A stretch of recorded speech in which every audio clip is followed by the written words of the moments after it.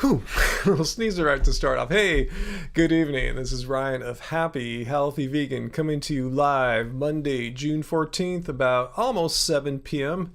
Pacific Standard Time. How's it going there? Yeah, hopefully you didn't mind my proof of veganism is a fail. A little sneeze at the beginning there. Just a little joke there. So yeah, thanks for joining. Peter, good to see you.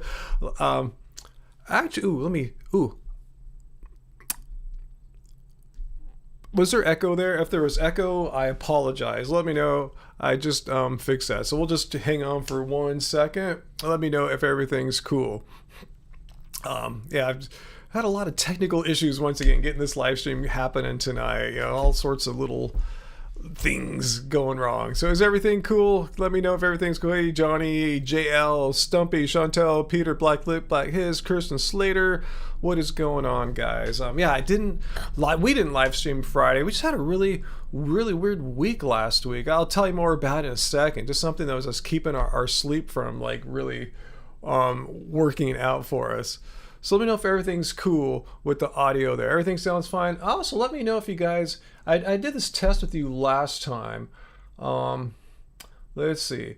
Let me know if you guys can hear a ding right now. I'm going to go 1, 2, 3. It's going to be a test donation. It'll probably be a super chat tip for a lot of cash. So let me, it's a fake one though. It's just a test. So let me know if you hear this. John donated $100. Did you hear like a ding? Maybe something. Let me know if you heard that, because I've been having trouble with audio since I switched to the new computer, Angie's new computer, her laptop, because mine crashes on live streams. My 2013 Mac Pro is great, but still kicking butt all these years later. You didn't hear it? Yeah, I was afraid that was going on today. Dang. It sucks that I hear it and it's not coming out. Oh well. We're not going to hear weird alerts today. That sucks. I didn't think, I'm not seeing it in the meters. Oh well, if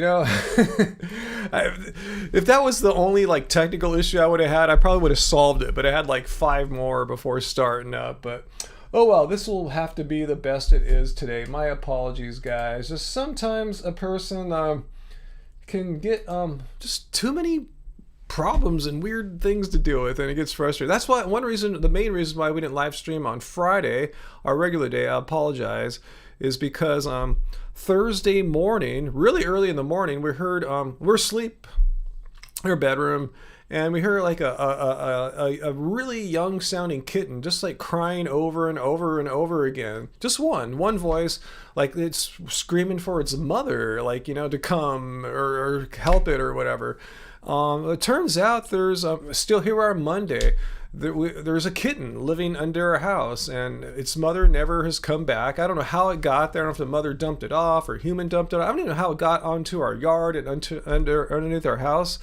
So anyway, we've been trying to figure out what to do. Like, I have a neighbor has like a trap here. It's not really, I tried it for a day. It doesn't want to go in there. It barely comes out from underneath the house. So anyway, we've just been trying to like keep it alive. We don't want like other animals to kill it or eat it or anything like that. So every day's been kind of stressful. Like we hear it cry and scream, go out and feed it. And sometimes we hear it fighting with other animals. Like I thought it was fighting with a few opossums a few times. So anyway, we've been getting up early. The thing's been messing our sleep up for a few nights. It's better now, but that first day it pretty much screamed all of Thursday and into Friday. It's been kind of weird. So yeah, we had no idea. How are we? Yeah, good question, Peter. Are we adopting it? I don't know. Right now, that's too long term adopting. Right now our goal is just to keep it alive. We don't want it to, like I told you, to like die of like starvation or dehydration or anything like that. So we're just trying to keep it alive so we can make a decision later. Maybe have a cat rescue operation come and try to capture it and like put it into their system, or perhaps we'll just end up feeding it forever. I don't know. It's a cat, a little tiny black kitten. I guess he's old enough to live without his mother. But anyway, it's been kind of stressful, and just worrying about it all the time. You know how much we love animals, especially you see Angie's Animal Friends videos. You know how much we love all those outdoor animals, especially cats. Friday night, I was just too tired. It was just, Thursday was super exhausting, and Friday was really exhausting too. So that's where we are at right now with that. So yeah, fortunately every day he wake up and we hear him in the morning. He's alive. We always worry about him at night. Last night the raccoons came in, you know, onto our property. We're afraid of them about that. We know we have a couple male cats on our property. If you've seen Angie's Animal Friends, we have Sugar and the Weekend, and you know, we've done a little reading on it. Male cats have been known to often attack and sometimes kill like kittens that weren't their own, so we're concerned about that. So really we just are trying to make sure this kitten has a chance to grow up, get big enough so he doesn't get clobbered and eaten and killed, and we'll figure out what to do with it from there. So anyway, that's what we've been doing. Not the only thing we're doing, but it's been taking a lot of our time and energy away from other tasks and focuses. So anyway, guys, how are you guys doing? Again, I apologize. I couldn't figure out what's wrong with the audio here. Let me try one thing. This might fix the audio thing. Let me see. Let me try one more tweak here. Let's see. Oh, okay. Let's see. I'm afraid to do it now. I'm afraid to mess up. Hey, I think that's Jamit, right? Is that Jamit? Let's see. Finally coincide. That is you, Jamit. Thanks for the super chat tip, by the way, too, on Streamlabs. Yeah, follow the link down there in our chat. That's our Streamlabs bot, because Streamlabs doesn't take a cut from donations, unlike YouTube. You know, go figure. That one of the world's most powerful corporations takes big cuts, and this little tiny company, Streamlabs, not any really. Anyway, let's see. You're suddenly feeling slightly under the weather, fluish, maybe behind on my B12. Hardly any opportunity for viruses to spread with everybody masking up. Oh, you're both well. Yeah, you're in I forgot, you in Melbourne, Jammin? I forgot which part of Australia, because I know, yeah, you guys are like taking more precautions now after having a pretty, like, you know, sort of normal past like most of the year, right? So yeah, I forgot what it's like to catch a cold or flu. It's kind of cool though, but you're probably good. You know, it's probably just, it could be exhaustion. That's the only kind of sicknesses I really felt for the past year, is like overtraining, like, you know, just working. Look at my hair better. It looks awful. Just like training too hard for like too many consecutive days and not taking enough rest breaks. So that could be it maybe too. Let me know if you think that might be it. Let's see, Chantel, what's your question? What? No salt vegan is not vegan anymore? Explain that. Let me know what you're talking about there. Let's see. More salt, please, is no longer vegan? What are you guys talking about? Did I miss some new proclamation from the Vegan Society? Let me know what you guys are talking about. Or it's some like, you know, extreme influencer proclaims something and people are listening to him or her. Let me know what you guys are talking about. Okay, you are in Melbourne, right on. And John, you haven't been sick in almost 3 years. I haven't been sick in a long time. Just I tell you, just short periods of exhaustion, which is your body telling you to chill out, bro. You know, that's one thing you really need to do, especially once you get over 30, 40, 50, but even in your 20s, listen to your body. If you're feeling worn down, just tired for apparently no reason, you know, there is a reason. You're just working too hard. Let's see. Oh, Peter just left a super chat tip. Let's see. Did I what'd you say there, Peter? Did you see Mike the Vegan's latest video that vegans are happier, and gave us a shout out at the end? It gave me a shout out at the end. I didn't see that. Are you talking about the one about like vegans have better outcomes when it comes to like COVID-19? Because I've been meaning to watch that. I saw that on my feed and that looks really interesting. That's the kind of data I would really love to see. Are you talking about that one, Peter, or is there even a newer one? And this is cool. I'm glad Mike gave me a shout out there. Awesome. Vegans are happier. I don't know if I'm happier than a non-vegan. I think I'm kind of the same. I'm just talking about myself. I know there might be some sciencey side. I'm just thinking about myself. I don't know if I'm any happier now than I was before I was vegan. One could argue possibly that, you know, I'm a little less happy because, you know, you're fully, is the more you learn about veganism, you're more fully aware of how humans are just you know, needlessly slaughtering billions of animals and destroying our planet, while your next door neighbors are just blissfully unaware. You know, just doing whatever they want, not thinking about the consequences of their actions on themselves, on other humans, on other animals, and for the health of our planet. So it is kind of sad or depressing a little bit just to know the truth, the objective truth of what's happening. There is something to be said to be blissfully unaware. I mean, I'm talking about just for your mental state, not for the state of others in the world. So anyway, yeah, let me know if it's that one, Peter. Okay. I didn't see either of those yet, Peter, so I'll make a point to watch Mike's. Yeah, I love watching Mike the Vegan's videos. He's one of the people, one of the vegan content creators that I feel the most kindredship with. Is that a word? I feel like we're approaching things in a similar way, trying to look at, sort through a lot of the myths and misinformation about veganism and present what's truly known, fact-based information, rather than, there's a lot of YouTubers, and I'm not knocking them, just say their opinions, like, yeah, if you eat foods X, Y, and Z, you're going to be a superhuman or whatever, that kind of stuff. You'll lose all this weight, blah, blah, blah. Mike and I aren't really into that kind of thing, feeling optimal or, whatever all that stuff is that some of these like health guru vegans or channels do. We're about more just sorting through the information and misinformation and seeing what's really true. So I really respect Mike's work a lot. And he does it with a smile on his face. He doesn't, offend people. People can get offended just by wearing a shirt like this. Someone who's easily triggered will get offended, but that doesn't mean this shirt is inherently offensive. See what I'm saying? He doesn't go and say, hey, I'm vegan, and if you're not vegan, you suck, Not saying anything like that. So yeah, Mike and I love his activism. What's my opinion on food becoming poisonous after cooking them? See, this is exactly what I'm talking about. There's, people on social media, raw people saying, hey, cooked food is poison. Cooked food is addicting. Cooked food is all this nonsense. I mean, let's see the science. Anyone could say that. I could say cooked food is, is from Mars. I can say weird things like that. Cooked food will make you float to planet Zbox 7. You can say crazy stuff like that. Show the evidence. And there's no evidence whatsoever that cooked food is poison. And if so, everyone would be dead by now, So it's just complete nonsense. I've seen no objective evidence whatsoever that raw vegans are any healthier than those who have, steamed their broccoli. It's just complete freaking nonsense. So let's see who else is here. Thanks for joining us, guys. Really, it means a lot. I'm really bummed I couldn't be on Friday night, my normal streaming time. Just want to let you guys know I haven't forgotten about you too. I've been dealing with this kitten under our house situation that just the universe just randomly thrusted into our lives a couple 5 days ago. Let's see.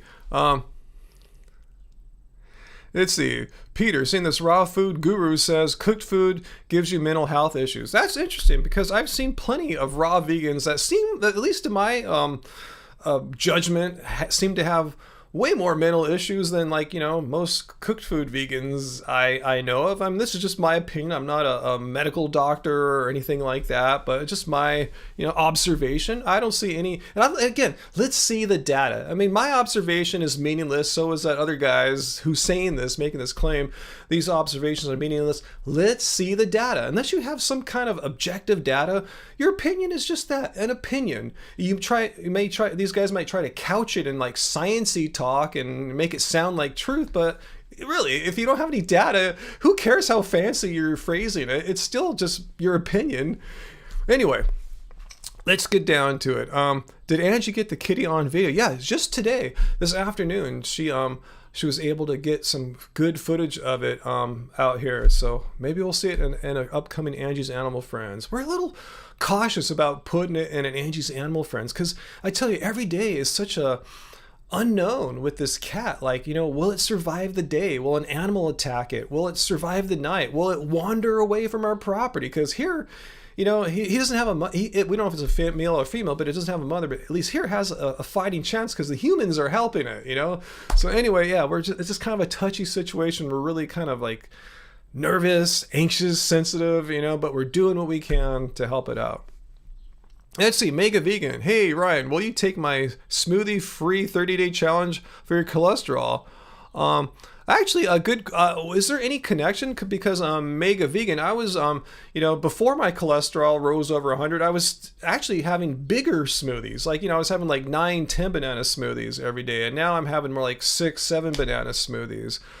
So let me know what's your hypothesis? Let me know if there's any information, any data that supports smoothie free and cholesterol lowering. Let me know. I mean, like I said, I haven't made an appointment yet, but as I said in my video, my plan is to contact vegan cardiologist Daniela Bellardo and get her professional assessment of my situation and see what she says. I from everything I've seen her talk about, I've seen her never mention anything about cholesterol and eating carbohydrate whole foods being connected as far as raising cholesterol.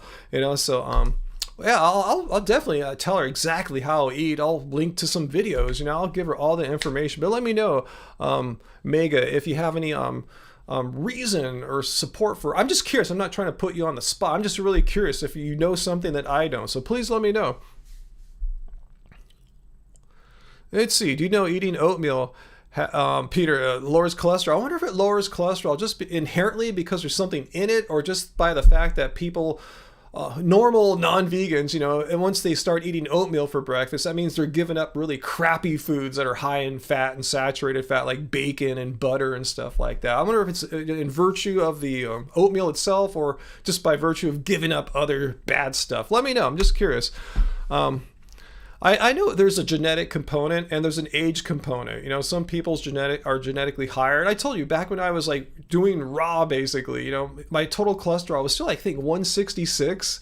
I couldn't get it down below 150, and there was no more I could do. Seriously, there's nothing else I could do. I couldn't remove anything. Everything was whole food and pretty much uncooked whole food. There's nothing more. So I'm just saying there's genetic factors and there's age factors as well. So I wonder what it is. That's why I want to go talk to a professional, because I'm the first to admit I'm not an expert. I didn't go to medical school or anything like that, let alone specialize in cardiology. And she's a vegan as well, so I think she's the perfect medical doctor for me to converse with. And I'm blessed that her practice is basically like, a 35-minute drive for me. I'm in Long Beach, it's down in Orange County, so I should utilize that resource. So anyway,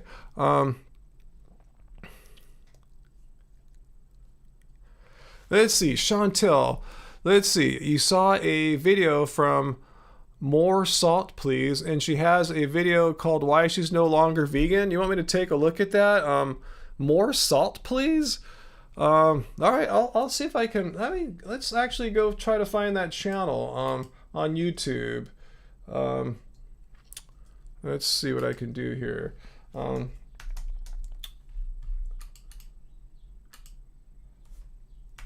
Okay, now the keyboard is not plugged in. That would help, huh? Okay, let's try it again. All right, YouTube.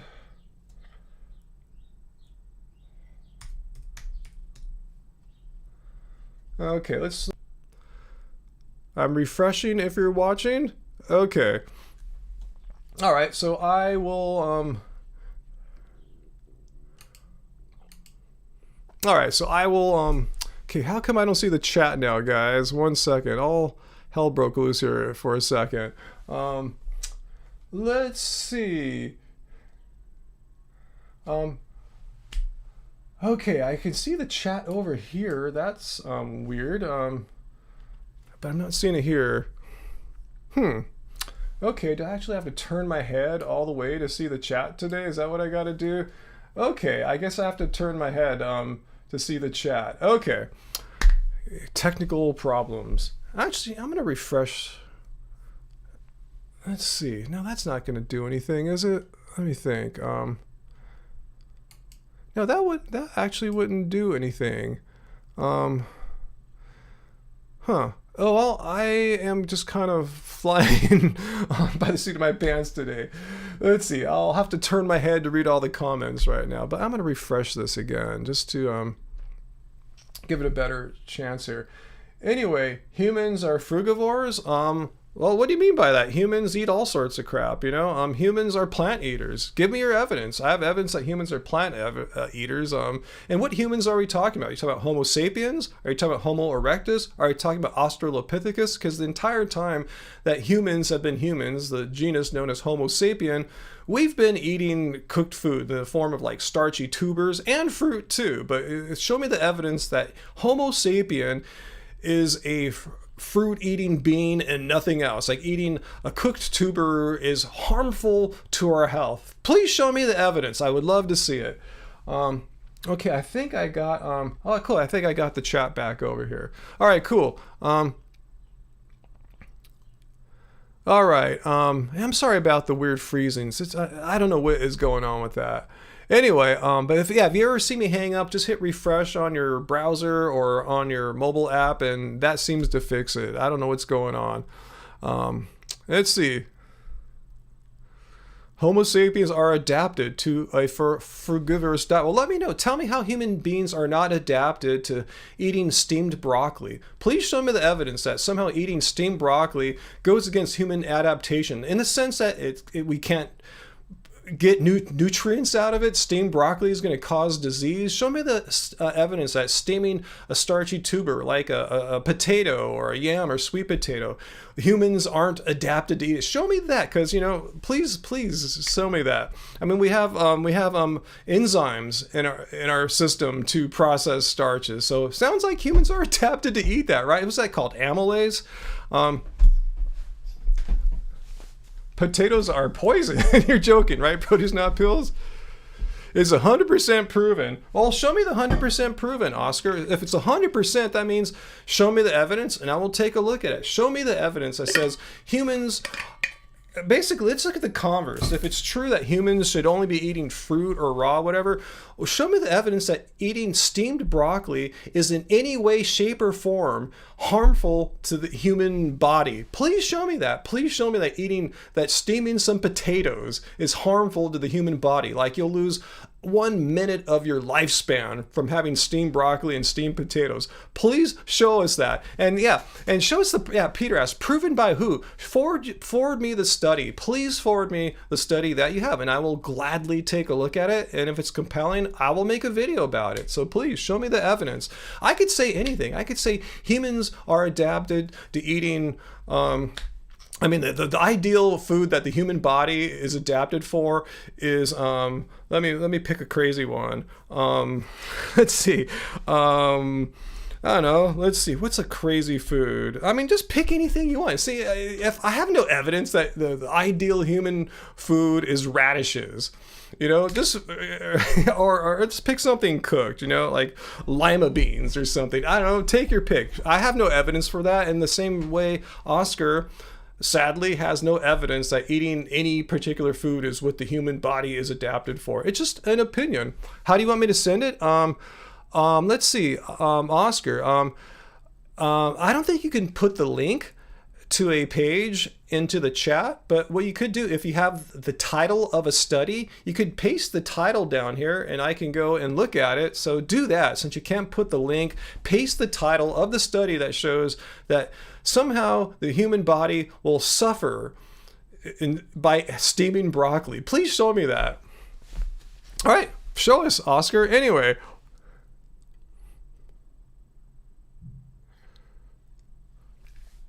Mega vegan. No, Fully Raw Christina, she's all about the juices, unless she's changed. I remember how she used to eat before. She's all about the juices. And I remember her blood test video where Dr. Garth Davis looked at it. This is a long time ago, like 6 years ago. Has she put more out? I remember her triglycerides were high.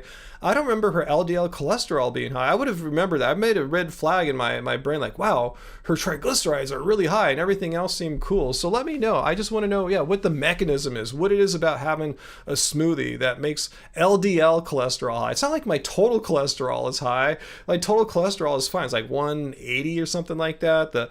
The good cholesterol and the VLDL are all within the healthy range. It's just the LDL. I want to know what the mechanism is that having a smoothie raises LDL cholesterol, because as far as we know, raising LDL cholesterol comes from two ways, and this is why I want to go see not Dr. Angie, but Dr. Bellardo. 2 ways: eating dietary cholesterol, like meat, dairy, all that crap, which I don't have, and high saturated fat foods, which I go out of my way to avoid. Yeah, on occasion I'll have some, of course, but I look at the nutrition labels when I don't get a whole food plant. If it's high in saturated fat, I don't get it.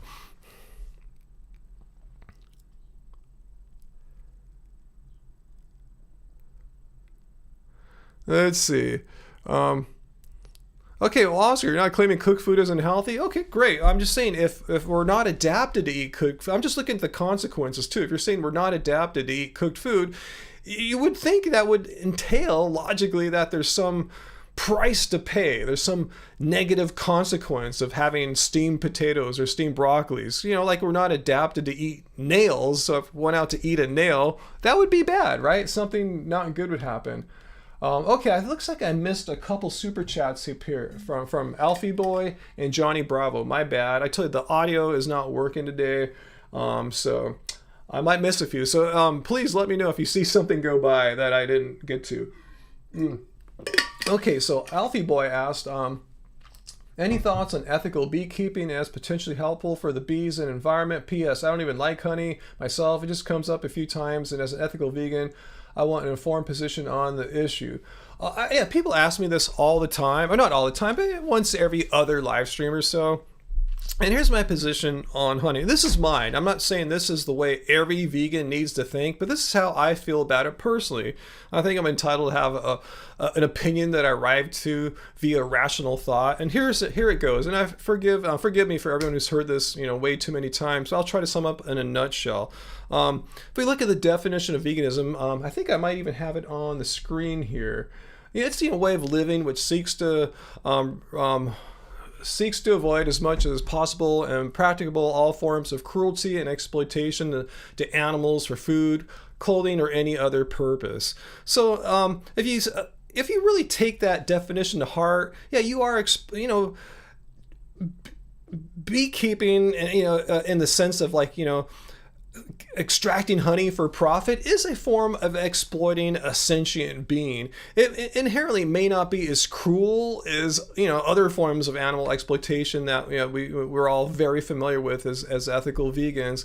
But to me, in the spirit of not wanting to exploit other sentient beings for my profit, I want to not go down the road of having honey. And here's more reason why. Because there's absolutely no reason. It's not like an essential nutrient. Like if you don't have honey as a vegan, you will die. I mean, there's nothing in there that you absolutely need. Secondly, if you need it as a sweetener, have you heard of like maple syrup or agave or palm syrup or whatever, date syrup? There's tons of great plant sweeteners where you're not taking the product of a sentient being's hard work. So there's absolutely no reason to have honey, unless you just really want it for some weird reason. That's like the sweetener that makes you super happy or something like that. Well, just give it up. Have a plant-based one. That's how I feel. I mean, yeah, sure, I remember enjoying honey in the past, but I haven't had honey in ages, and I'm fine. I don't crave honey or anything like that. And I have my oatmeal almost every evening, and I don't put honey in it. I put agave in there. So, yeah, there's no need to have honey. It's absolutely unnecessary. It's kind of like the bivalve argument. When someone says, hey, is it okay to eat mollusks or clams or bivalves as a vegan? It's like, why? Why bother? You don't need them. There's not like an essential nutrient in bivalves, and if you don't have it, you will get sick or something like that. There's no reason to harm the creatures in the ocean that are doing their own thing. And I find it, absolutely unnecessary to bother the bees. I mean, again, there's absolutely no reason. You will not suffer health-wise, and there's plenty of sweetener alternatives. So that's my position on honey. Oscar, no, I didn't see the study you mentioned. Can you paste the title once again here for me? A lot of stuff is going on there. And Johnny, sorry about your super chat tip there, Johnny. Hey, no, Ryan, I haven't been on the streams lately. I usually don't tell you what's going on with my romantic life, but you're getting married soon? I didn't even know you had a woman in your life there, like a serious relationship. So awesome, Johnny. Congratulations, getting married soon. Wow, you're getting married kind of young, huh? Congrats, awesome. I'm really happy for you, Johnny. Wow, yeah, tell us more about that. Yeah, James, that's how I feel about oatmeal. I'll have it like later on at night. Like say I go to bed at like 1:30, I'll have some oatmeal about 11. Not a lot. I'll get like some kind of like muesli or raw sprouted oats, don't cook it or anything. Just, put some plant milk in there and sweeten it up and just a little something in my stomach so that I don't go to bed hungry. I hate going to bed starving or hungry. That feeling of wanting to eat when you're going to bed bothers me. And I like to wake up not starving so I can start exercising right away. Yeah, agave works for me. I'm with you. Like, why would I want to bother bees when agave's fine? I don't understand.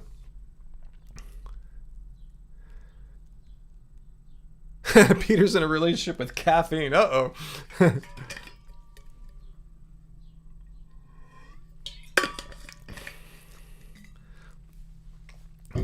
Okay, Oscar, your study name is The Human Adaptations to Meat Eating, a Reappraisal. Okay, let's see if I can grab that.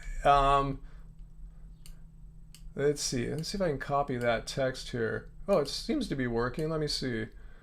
Let me see what I can find here. I mean, that sounds like if they're talking about meat eating, if they're reconsidering meat eating, how we to know that eating like other whole food plants that aren't raw is bad or bad. Like eating steamed broccoli. All right, let me just check it out here. See if it has the conclusion that you're looking for. All right, well, let's see. Actually, I don't have time to read it all right now. Okay, in this paper we discuss, as proposed by some authors, that man is a habitual meat eater. Let's see, what was this published in? Human Evolution.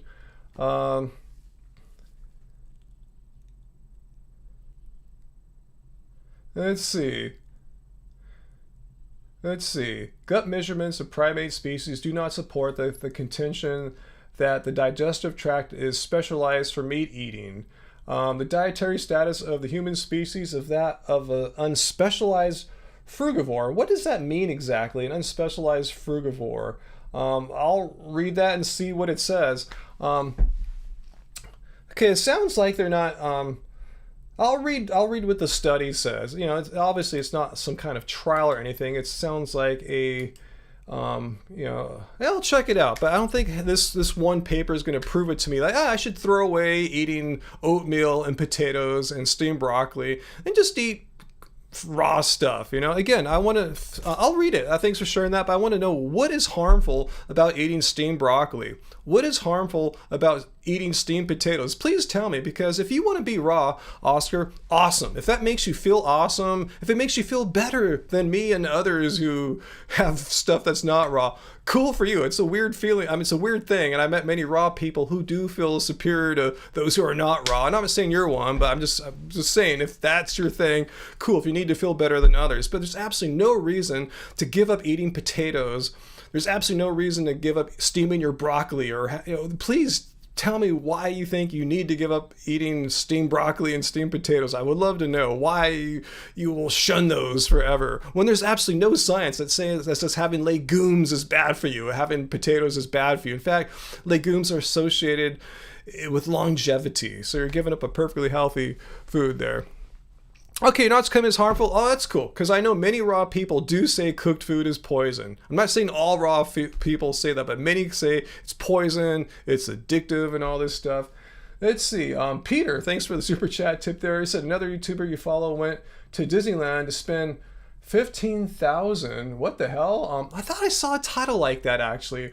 They have this new ride booking system where you have to book it on the very day, and it all got booked up and they couldn't get a refund and wasted the money. Oh, well, it happened to us. If you saw our Disneyland vlog, we tried to ride that new Star Wars Rise of the Resistance ride, and they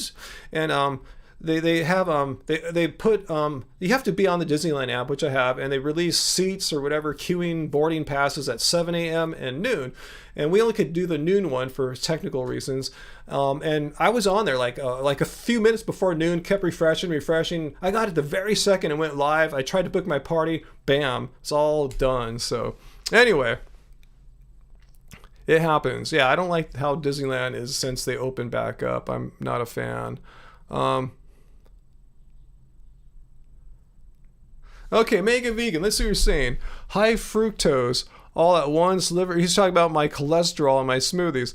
Liver converts into fat and dumps it into the blood. I could be dead wrong, but maybe Dr. Bellardo can clarify. Yeah, I'll mention it to Dr. Bellardo for sure. I'm going to tell her exactly what like a typical day or week of eating looks like, and see if she can identify any things I should try to do, any tweaks I should make. Yeah, if she says it's worth trying out to not have a smoothie for a month, I'm game. I'll try it out. Yeah, for sure. I just want to know there's like an actual biological, like medically valid reason for doing so. So I appreciate you, Mega Vegan, throwing this idea at me, and I'll run it by her and see what she says for sure. If there's a reason to do it, I'll do it. But if there's no, like, if it's just a speculation on your part, I'm not quite convinced yet. But yeah, if Dr. Bellardo has some plausible biological reason why I should go for it, I'll go for it. Let's see. Oh, 1,500. Yeah, I think I saw that. Is it a video? I think it came up in my feed, actually, in my suggested, but I didn't click that. I just saw the title and go, what the heck? Johnny, who came up with the idea that cooked food is bad for you? Raw food gurus. So they'll get people to listen to them and come to their lectures and all buy their books or whatever. I don't know. I don't know who in the world thought of, wow, man, you know what's messing me up? Those steamed potatoes, man, those whole food plants that I cook are totally messing my health up. I don't know who came up with that. Yeah, Mega Vegan. I didn't take any. I could see you're coming out from a good place. I honor that. So thanks for giving me the heads up there. Yeah, I want to tell you. I want to see what's up and see if Daniel Bellardo, the doctor, has any idea what's up. The training's going. 421 NAS. Pretty much every day I'm doing some kind of training. If you saw my blood test video, you saw I exercise about an hour every day. My apps estimated about 58 minutes a day on average. I mean, some days I'll go over that, like an hour and a half. Some days, like tomorrow, I might not do anything because we're in the middle of a heat wave. It's starting right now. Tomorrow's supposed to be crazy. So I don't think I can go out into the garage and work out without totally melting and dying out there. It's the Oscar. White potatoes aren't healthy, meaning they're unhealthy. Please share with me why white potatoes are not healthy. I've not heard that one before. Yeah, Peter, I should clarify how I have my smoothies. I just don't gulp it. I'll sit there and kind of chew it and like kind of like I'm drinking wine, like bringing air into it. I'll have my smoothie over like 20 minutes. I'm really trying to take my time, 15-20 minutes. I'd say maybe more like 15 minutes. But yeah, if I'm starving, I'll be tempted to smash it down and in like 3 minutes. I know that's not good for your system, so I'll work it. I'll work it like 15 odd minutes.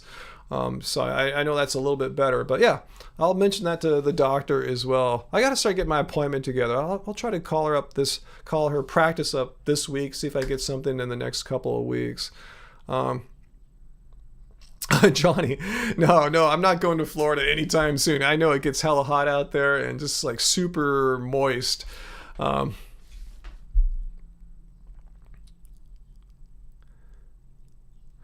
Oh, Peter, let's see, made a video about why you shouldn't eat too many white potatoes. Why is that? I haven't seen this video. Let me know in a nutshell if you could let me know why you shouldn't eat too many white potatoes. You just smash your smoothies down when you have them, Johnny? Yeah, I mean, I'm tempted to. When I'm hungry, I do want to just smash them down. Hang on one second here, guys. Let me see what's going on. Let's see. Hang on one second, guys. Something kind of funky here. One second. Let me get to the page I really should be on for live streams, where I get all the data on my stream health and everything. All right, here we go. All right, all is good now. This is the page I would need to refresh if I were to have a technical issue. So I'm glad I'm on it right now. Let's see. So white potatoes are high in glycemically and high in glycoalkaloids. Okay, all right. I mean, isn't glycemic stuff it's not really it affects your cholesterol like LDL. I thought the high glycemic stuff is more like, raising blood sugar, diabetic type issues. And as I showed the whole time, I'm fine as far as that goes, especially for someone who's 53 who has like a low fasting glucose and, a healthy hemoglobin A1C percentage. Let's see. Dr. Clapper recently got slammed for his misconstrued comments about white potatoes. Gee, I need to check this out. You guys are giving me some good video ideas because I had some for this week, but you guys are giving me new ones, particularly that no salt lady who quit being vegan. So I'm definitely going to check that out because I love to see why people say they can't be vegan, because I still have not personally heard a logically sound reason why someone couldn't be vegan. You know, the reasons they give are silly. Like, oh, I need omega-3 fatty acids. Well, have you heard of ground flax seeds? Have you heard of algae, the crap that fish eat to get their omega-3? So, I mean, just for instance, I'm not sure if that's what she said. But anyway,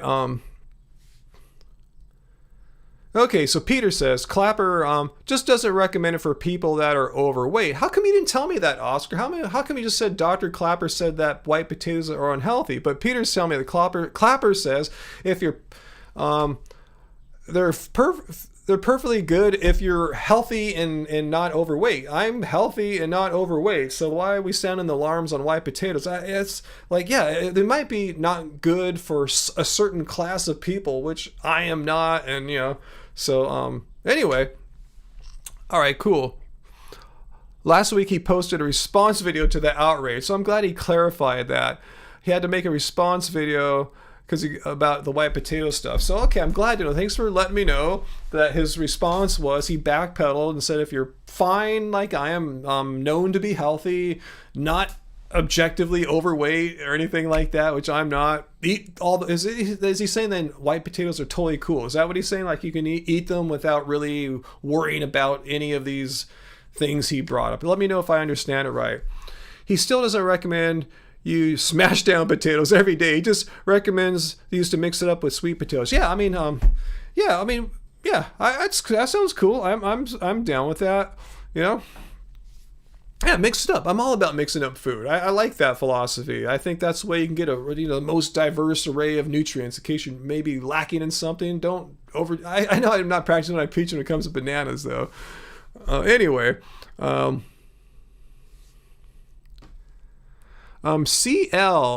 that's not a nice thing to say, and I saw that the bot held up your comment. You're just saying you thought clean green protein tastes like S? Well, if you just drink it on its own, which I've just experimented with, yeah, that's not palatable. But mixed into my banana smoothie, it tastes awesome. What are you talking about? There's really nothing untoward about the taste with the, because I'm really tasting the flavor of the bananas and any little like berries I might put on. I actually like what the clean green protein brings flavor wise. But yeah, on its own, yeah, I don't like the flavor on its own. It's not, I don't think it's intended to be drinking on its own. That would be quite dense and harsh.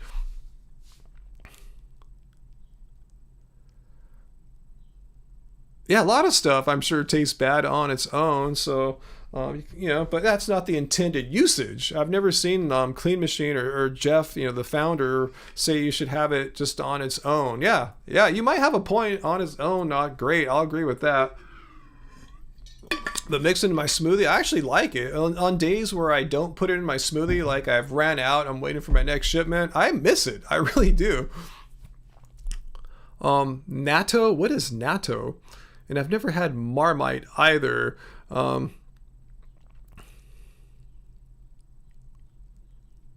Yeah, white vinegar doesn't really taste all that good, but if you dilute it, yeah, it becomes something you can flavor food with. Exactly. Some things just on their own and dense like that, dense than anyone ever intended anyone to eat it as.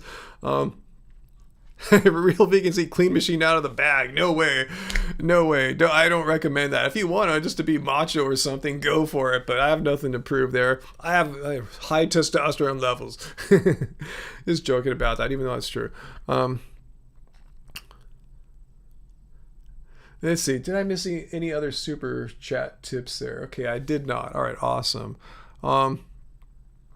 Let's see. Yes, I've heard of it. I just never had that before, Peter. Huh. Anyway, natto is Japanese fermented soybeans. Acquired taste, but really tasty and healthy. Let me think. I mean, I like edamame, which is not fermented. I can't say I've had natto before. I wish Angie was here. I could clarify that with her. Real Vegan snorted. Yeah, really. Real Vegan snort the Clean Machine stuff. You can if you want, I guess. I don't think it will kill you, but it's not the recommended usage. Just put it in your smoothies. That's really what they had in mind.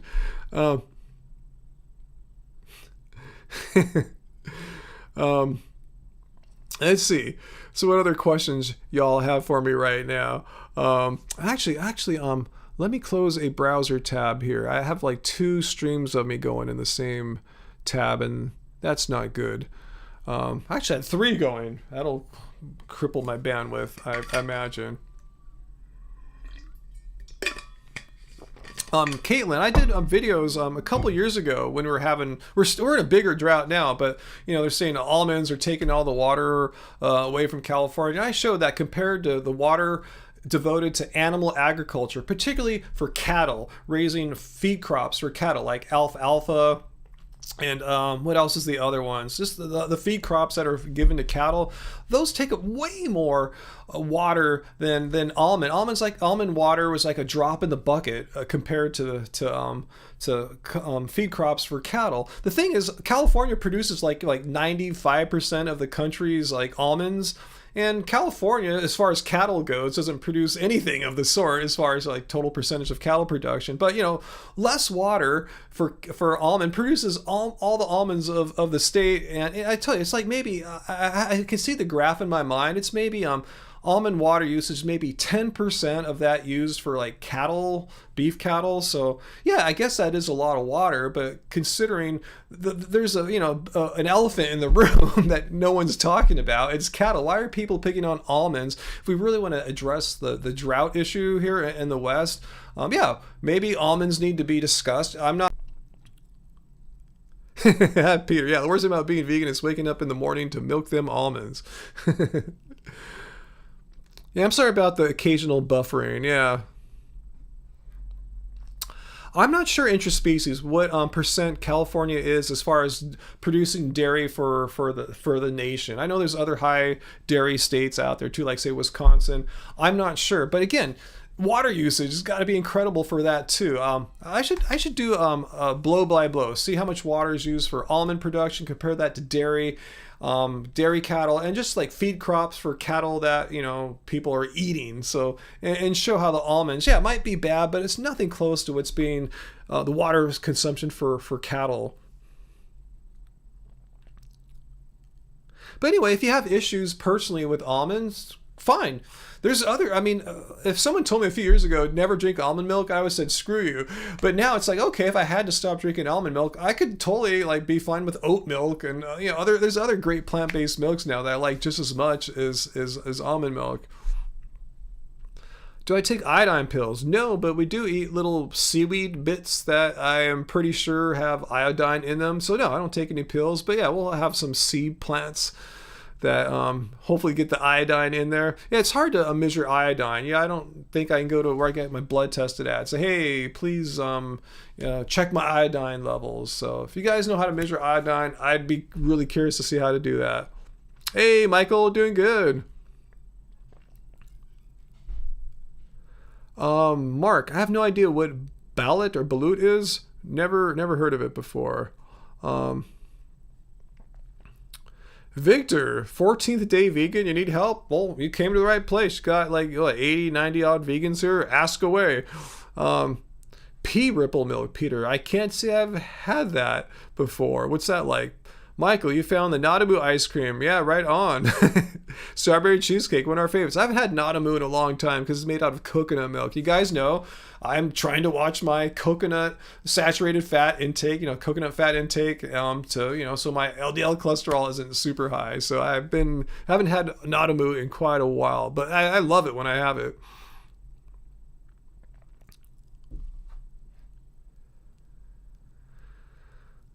Your thyroid hormone levels. Again, I'm not sure if I can convince my doctor to check my thyroid hormone levels. I can ask, I don't think there's any indicator I have any thyroid issues, but I'll check it out. I've been curious to see, how that iodine is for me.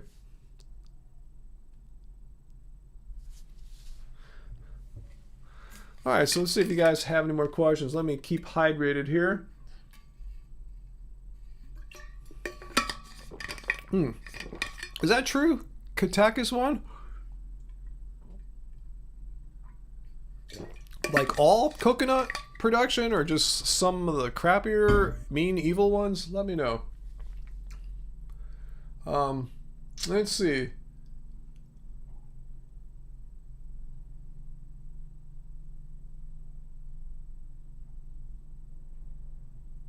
Let's see. Okay, thanks, Peter, for sharing that thing about what balut is. Zoe, why did I stop eating raw? Here's why I stopped. You know, if you want to, if I don't know if you're raw, Zoe or Oscar, if you want to keep eating raw, go ahead. Yeah, it's, you know, I'm not going to make a video. Hey, check out Oscar and Zoe. They're eating raw. What bad people. I'll never do anything like that whatsoever. The reason, I have several reasons why I stopped eating raw. First and foremost, it's quite difficult. It's tough. Buffering. Let me hit refresh. Okay, I'm here. I am here. Okay.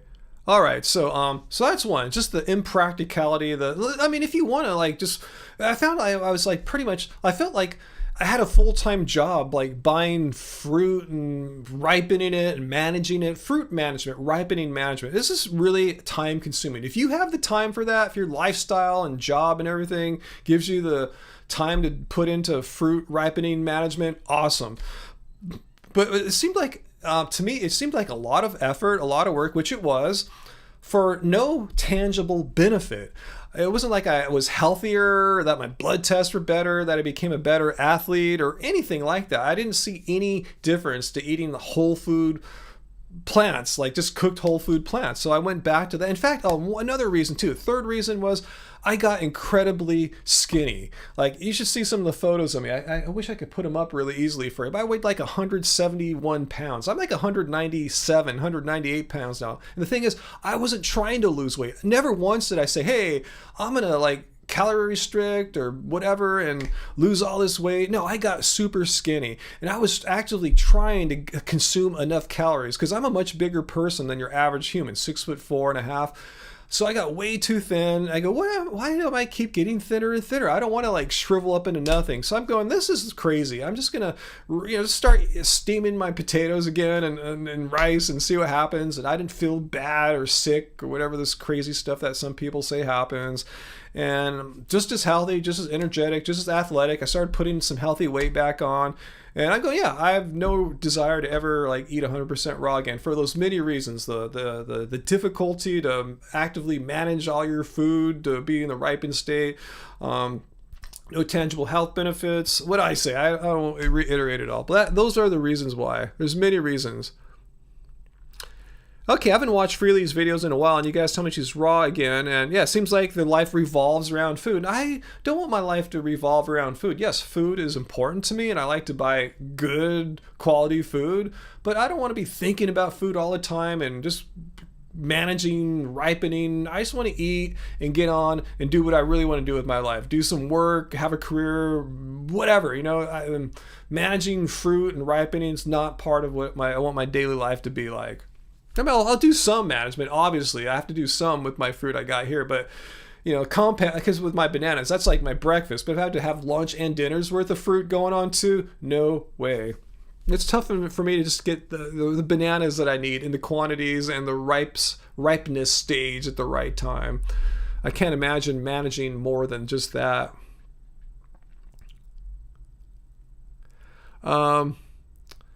Yeah, I'm with you, Mega Vegan. I'll quote you there. Yeah, life without legumes and potatoes is cruelty to humans. Yeah, and again, that's what I realized. Like, why am I doing all this extra work and being super thin when I don't want to be? Why am I love potatoes. I love legumes. Like, why should I? Here's the question I pose to the raw people. I mean, at least for me, like, why must I intentionally not eat foods that are perfectly healthy? There's no study that shows eating legumes or potatoes produce disease, that they take a day off your life. There's nothing like that. So I just found, why am I intentionally excluding perfectly healthy and delicious and fulfilling food groups needlessly? That's why.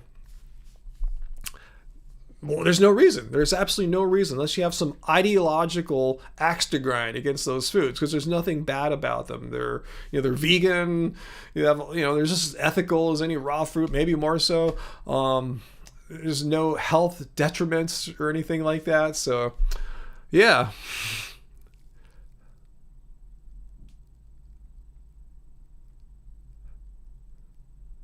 Oh, cool. To a moosh 2 a.m. sushi. Thank you.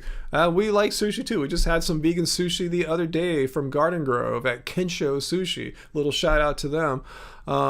Cool. You're in your Long Beach is your home too. Awesome. Yeah, we represent it maybe too well. We make it look, I think, better than it really is. I've been thinking lately, I want to move. I mean, maybe not this year or next year, but I don't know if I want to spend the rest of my life here in Long Beach. I think I want to go somewhere more chill. Fewer people, less traffic, less noise. I'm sick of our super well-funded police, which takes approximately 50% of the Long Beach city budget to fly helicopters all day and annoy us. And anyway, I think I'm looking forward to moving somewhere a little more relaxing.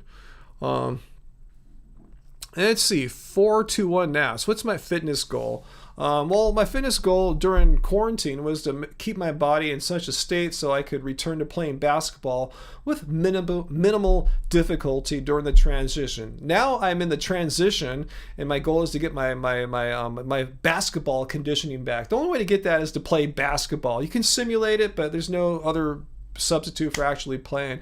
And my goal now is when I play guys, I want to play guys half my age and beat them, which I just did yesterday at the gym on a game of 21. I won 2 games in a row. I only played 2 games, won both games against one guy who was like half my age, and he played well. So it's my thing. I want to beat guys half my age at basketball. I want to play really high level basketball again. And once I'm over that and I've accomplished that, maybe I'll try to slam dunk again. I'm really close. I tried at the gym last week, pretty close, but I see what work I still need to do. Anyway, now I'm not looking to get ripped. I'm looking to get stronger, which I have been, but yeah, getting ripped isn't my thing. I just want to look like Michael Jordan. I want to look like Alex Caruso on the Lakers. They're strong looking dudes, but they don't look like bodybuilders. They look like strong basketball players. Well, I think I'm glad you think I might look ripped, James. But yeah, I just look stronger than I ever have before. Really, this is right now the strongest I've been at any point in my life. Before I went vegan, when I was younger, this is it right now. So for all those idiots that say, "Oh, vegan makes you weak," blah blah blah. Well, explain why a guy who's 53, 10 years vegan, is stronger now than he ever was before. Well, it's a simple answer, because that's how I'm training. Like, you just don't magically sit around the couch and put muscle on. It doesn't work that way. You have to work hard to do that, to get stronger. It doesn't happen magically. I don't know why, like, a lot of these anti-vegans think, everyone should walk around ripped. Well, yeah, not everyone's training for that. Whatever, playing the NBA Rex, no, they don't, there's no way. First of all, they don't want guys my age that aren't, didn't come up through the ranks the proper way. Secondly, I couldn't keep up with NBA players. They're so good. They're so quick. They're so strong. There's just no way I could handle an NBA player. I know, because I played guys at higher levels than me. I played guys who are like lower level pros, not NBA pros. They're really good. They're really fast. And I know they get even better once you go higher up. So I like to watch NBA games, but that's not for me. I would love to. I wish I could play a year, make $1 million and retire. That'd be cool, but it ain't gonna happen. That's funny, 421. I guess I will do that. Let's see. Zoe Way. I know someone who believes. See, beliefs suck. Show some evidence. Believes all ripped vegans take steroids. Well, I mean, there might be some ripped vegans who take steroids. I'm not denying that, but there's also ripped non-vegans, meat-eating ripped dudes who take steroids. So what? Some bodybuilders take steroids. Some happen to be vegan, I'm sure, and many happen to not be vegan. So what? But it doesn't mean that every last ripped vegan you see is taking steroids. I'd be really surprised, say, if Vegan Gains is taking steroids, or or Nimai Delgado. I don't know. I saw Richard do a video about him once. Is Nimai natural or not? Speaking of which, I just got this in the mail. Have you guys seen this? Not sponsor or anything, but Matt Frazier and Robert Cheek Plant-Based Athlete. I haven't read it yet. They just put out this new book, so I want to check it out, see what it's all about. And I know Robert Cheek is very proud to be a natural, weightlifter, bodybuilder, whatever, strong dude, whatever you want to call it. Not taking steroids. I've gotten stronger without taking any steroids. It's just hard work. It's being consistent and working out in a certain way. It has nothing to do with, there's nothing about veganism that will prevent you from achieving those goals. Assuming you're getting enough nutrients, getting enough calories, not starving yourself. That's what cutting is about. Trying to you'll lose some muscle to lose some fat. But anyway, yeah, it's all about training, and a vegan diet will not deter you in any way, shape, or form. Hey, Joseph, what was that for, Joseph? You just super chatted $4.20. Thank you, Joseph. Not even a question. Awesome. No, if you want to ask a question, Joseph, I'll be looking out for a follow-up from you in case you intended to ask a question there. But thanks so much. I appreciate that. Yeah, Heartily Tin Man, good to see you there. Yes, steroids aren't exclusive to vegans. Like I said, I'm not denying that, I'm sure there's some vegan athletes out there taking steroids, just like there's some, or, many non-vegan athletes taking steroids. So what? Doesn't mean that a natural bodybuilder, vegan or meat-eating bodybuilder, cannot naturally achieve a ripped physique. Whoever denies that is just lying. They're just jealous because they're not training as hard as the ripped natural lifter. And they're just saying, oh, it's steroids. I've seen people do that. I don't want to mention anyone, but there's a certain cyclist vegan channel who pretty much, pick on anyone who's more buff than he is, which isn't that hard because he's a cyclist, and say, that guy's on steroids. Why? What's your evidence? Because he's more ripped than me. Well, these guys lift. You don't. You just ride a bike, just because someone's more ripped than you just don't blame that on steroids. Look at how they train. There's reasons why, cyclists are skinny and guys who train in a certain bodybuilding way are ripped. That's just the product of the training. It's not that difficult. Let's see, Radical Rudiger, you just ordered that book too. Let me plug it again before I put it away. I haven't had a chance to read it yet. I just got it in the mail. Looking forward to checking out Plant-Based Athlete by Robert Cheek and Matt Frazier. He's like no meat athlete, right? And I know Robert Cheek, him and I, Will Tucker, we did a vegan athletes panel at SoCal Veg Fest a couple years ago, and I really want to get on a vegan athletes panel, because here's why. Usually at vegan athletes panel, they usually just invite guys who are ripped, and I wanted to point out, okay, that's cool. Show the world that vegan athletes can be ripped, but not all vegan athletes are bodybuilders. There's vegan tennis players, vegan lacrosse players, vegan basketball players. And I thought, hey, I was 52. I figured out how to slam dunk as a vegan. I had to train real hard, transform my body from that of a distance runner, distance cyclist to a slam dunking basketball player's physique. It wasn't easy. It took a lot of work. One of the hardest things I've ever done. So they said, yeah, it's a cool story. Sure. So I got to hang out with Robert. Cool dude. Can't wait to read his book. Yeah, genetics. Thank you so much, 421 NAS. Yeah, genetics are a huge factor.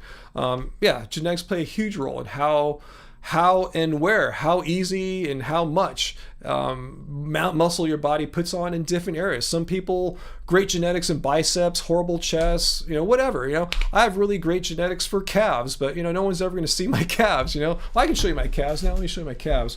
Look at these suckers. Look at these big ass calves here. Look at that.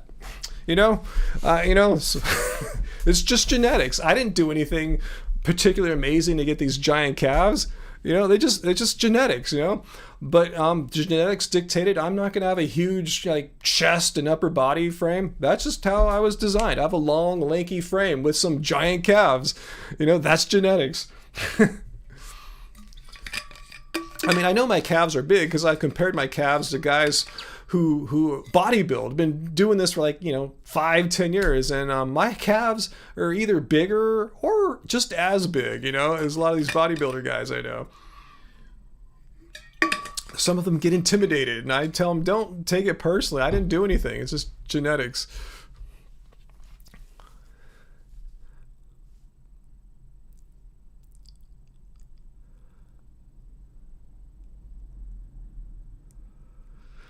Yeah, sounds like good philosophy there, thinking out loud. Wow, Radical Rudiger, you were almost 400 pounds, and so you have massive calves from that. Wow. Small upper body though. That's like me. Yeah, I have kind of a genetically small upper body, but I have thick legs. Just how the genetics are. I'm also tall. That's genetics too. You can't train tall, as they say in basketball. Just your genetics. You're either you're a certain height or you're not. Eugenics. Wait, refresh me again, Michael. I counted the word. Obviously, it's not coming to me what it is right now. So refresh me on that. Let's see. Let me make sure I'm properly hydrated still here. Why did our bot twice? Why did it do it twice in a row? Oh, I see what's going on here. I'm gonna delete one of these here. Let's see. How do I get rid of the message? Oh well. I'm having trouble right now. Oh well, just leave it. Screw it. Bond, yes, I have bigger calves than Brian Turner, and I'm not saying this to embarrass Brian. And I love Brian; he's a cool dude. But I remember, yeah, I have bigger calves than Brian Turner. I could tell he was bummed at that too. He's a bodybuilder, just me, some dumb runner guy who at the time didn't lift any weights, had bigger calves than him. And Jared of Straight Veg, he was there too, and he remembered this too. He saw my calves, and I think he thought my calves were bigger than his, so he took that as a challenge to train even harder to get bigger calves. So when we compared calves like a year or two later, I think he caught up, so, so I'm telling you, little wimpy runner me here has some just genetically gifted calves. Does that do me any good? Not really. They're not really helpful for jumping. I've noticed most great dunkers actually don't have big calves. They have long, thin bottom legs, and I heard that helps them get more flexible, like a rubber band down there. So mine is just heavy weight. Doesn't really do any good unless someone thinks they look attractive or something like that. Peter, no, I haven't got Disney Plus yet. We got maybe another 3 weeks of Netflix still. So once that expires, we're pretty sure we're gonna get Disney Plus, and I'll check out Loki. Am I pronouncing it right?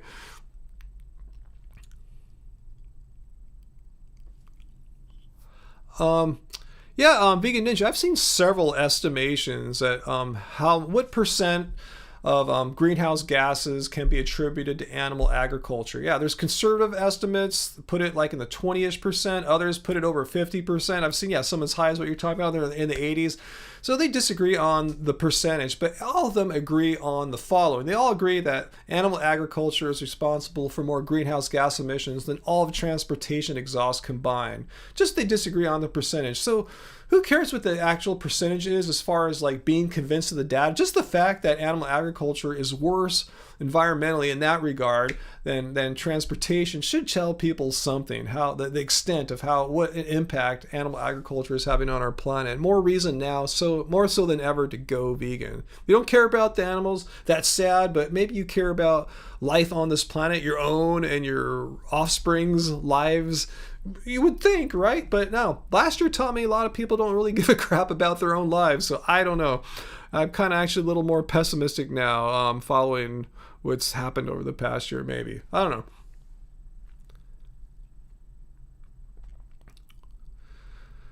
Jackson from Plantriotic has great abs. I bet he does, yeah. Let's see. Exons?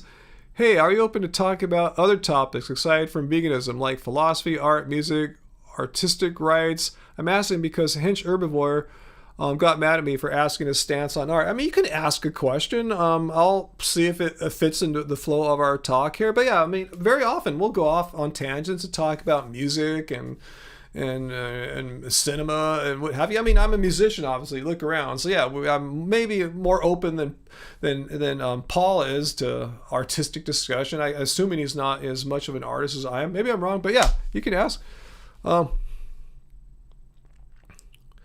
Rex, if I had a torn muscle and did it fully heal, I don't think I've fully ever torn a muscle. I probably would have been on crutches or something like that. I mean, I've stretched muscles, sprains, stuff like that. So I've been really lucky, I have to say, most of my life, as far as avoiding major injuries, like, breaking bones and stuff like that. I've had a level 2 ankle sprain.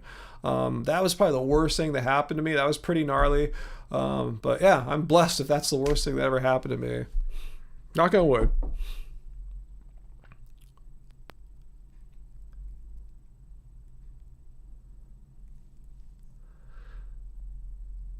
Yeah, vegan ninja, I'm with you. I'll if I have a discussion or a debate about veganism, I'm equally well versed to handle the ethical arguments, the environmental, or the sport, the athletic. It all depends on the individual. If someone is most interested in athletics, they want to talk about that. If you start bringing up the ethical stuff, they're just going to not even care or listen to you. But I mean, that's on them. I wish they would, and I'll try to drop a few ethical bits in, but I try to meet the person where they're at, because I've said this many times. It's all about getting people to leave a discussion or debate about veganism with an open mind about veganism. So I try to be as friendly as possible.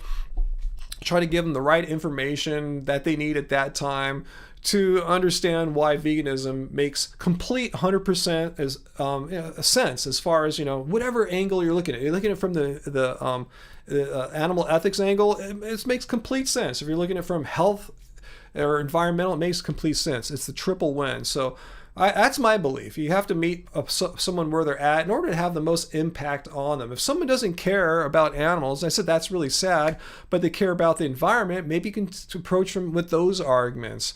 If someone, that's it, just meet them where they're at, give them the right information. But you should be prepared to have a discussion or argument on all those topics: the health, the environmental, and the ethical. I believe a complete vegan debater or discusser should be able to discuss those three, because it's a hardcore win on all three of those. Let's see. Let's see. Let's see, Dakota, you worked at Dairy Queen before making the transition to veganism. You still work there because it has been difficult to find another job that helps maintain your current living situation. Yeah, I could totally understand where you're coming from there. Yeah, that's great. It sounds like you're trying to leave already. But yeah, don't quit and become homeless. Be on the lookout for your next job. And I wish you the best of luck in finding something, because that must be horrible. But yeah, that's my thoughts there. Yeah, try your best. Start looking for your next job now, or it sounds like you've already started. You got to not end up on the streets. No ethical vegans should have to end up on the streets by quitting their job, unless your job's like a slaughterhouse or something like that. I'll take that back. I'd explore all the possible ways someone could be doing employment.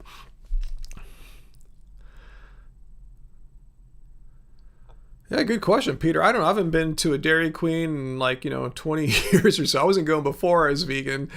I haven't been since I was vegan for sure.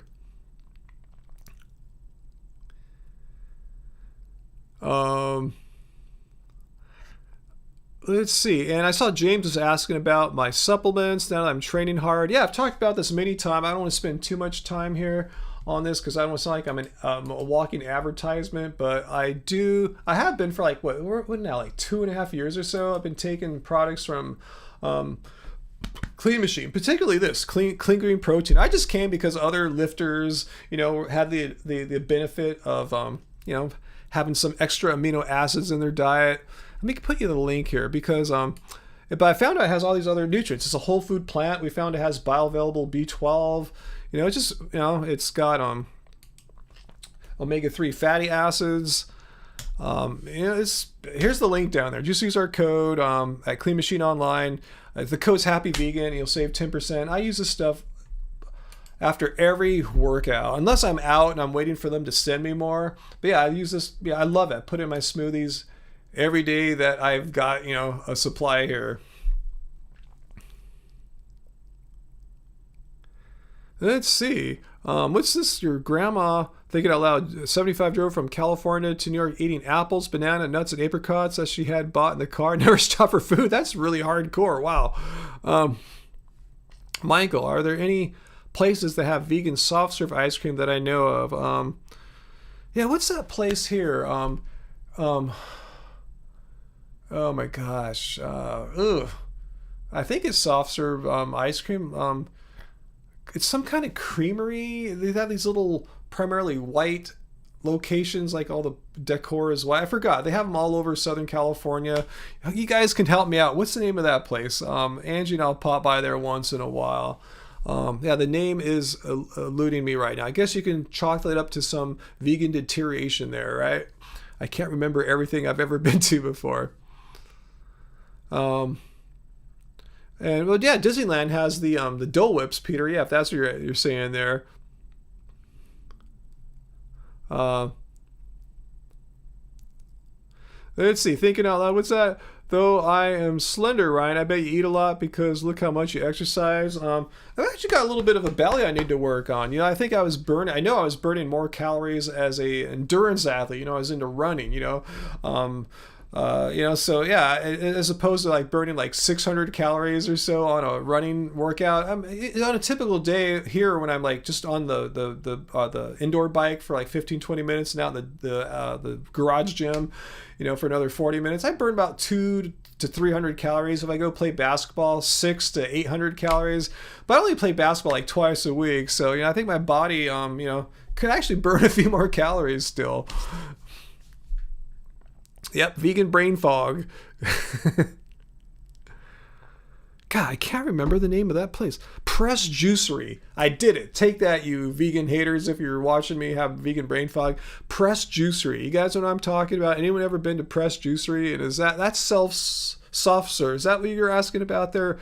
Anyway, and Peter, yeah, Disney says they're going to bring back annual passes later on. I'm thinking they're going to do it after summer, at the soonest, So anyway, the passes that we get are the cheapest ones, which block us out the entirety of summer. Anyway, we couldn't be going now anyway if they had our pass back. So yeah, maybe I'll check out some other amusement parks. I've been wanting to go to Knott's Berry Farm, so we'll probably check that out sometime, as long as it ain't too hot.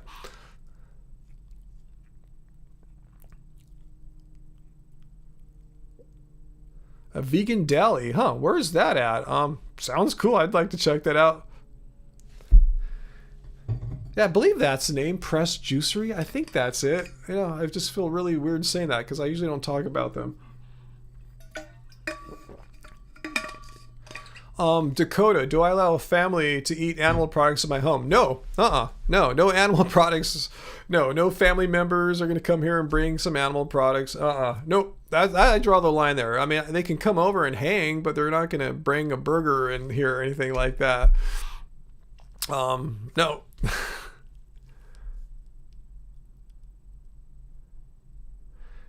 Yeah, we have something like that here too, Peter, in San Diego called SeaWorld. You've probably seen Steve-O, who's not vegan anymore, try to lobby to get that place shut down, by kind of doing some activism, vandalism to their sign.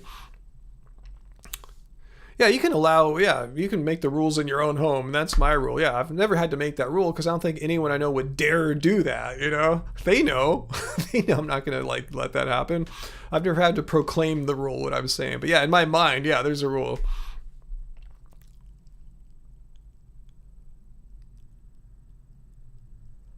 Let's see.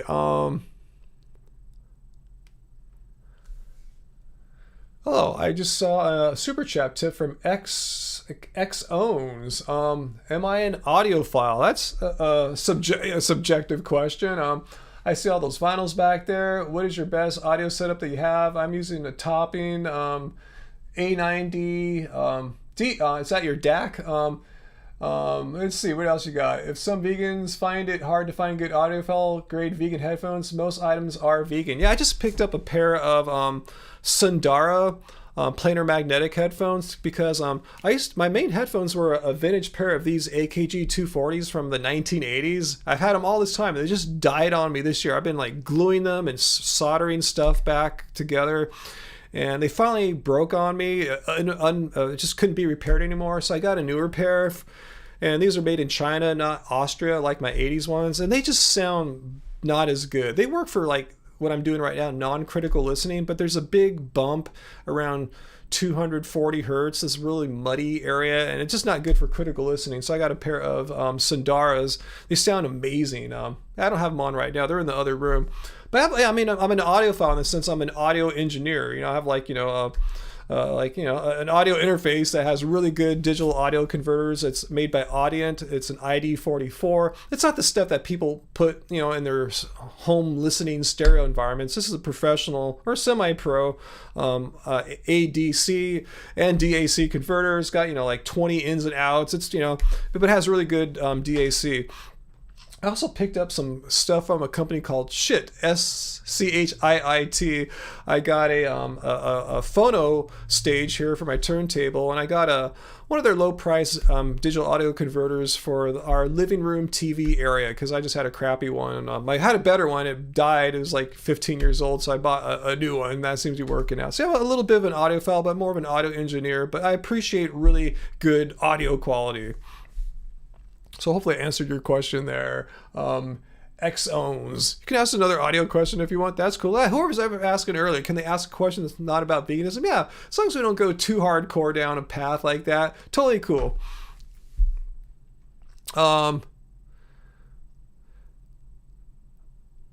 Let's see. What else you guys asking here? Do I sell acid like LSD? I don't sell any drugs whatsoever. Why do you ask if I'm selling LSD for? That's out of the blue question.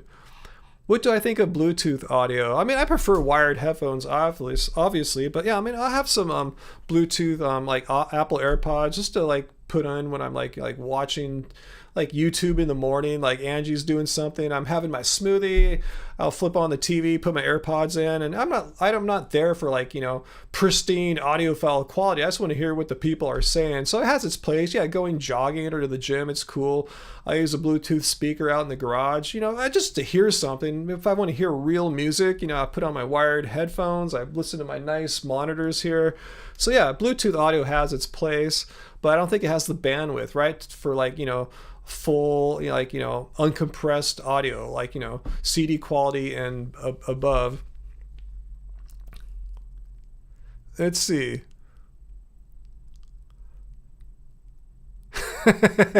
Good one, Catechist. Yeah, they figured out the secret. All vegans sell acid, huh?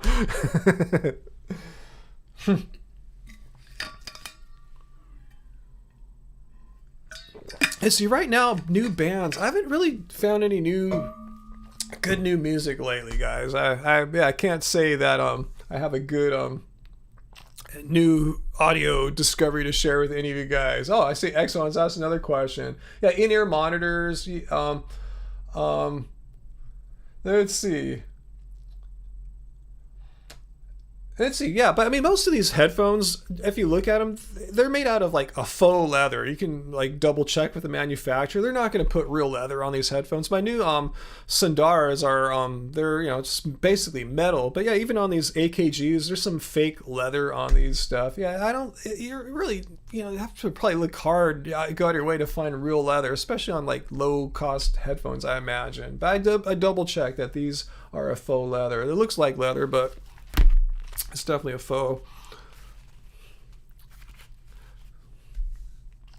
And see, I'm thinking about maybe as far as more Schit audio gear, SCHIIT, maybe getting one of their multi-bit DACs for the studio. I already have a great, just regular Delta Sigma DAC here, high-end one. I forgot exactly which model it is, but I wouldn't mind getting like their Bifrost to see what it's like to have a Delta, a non-Delta Sigma digital audio converter to see what that sounds like. Curious.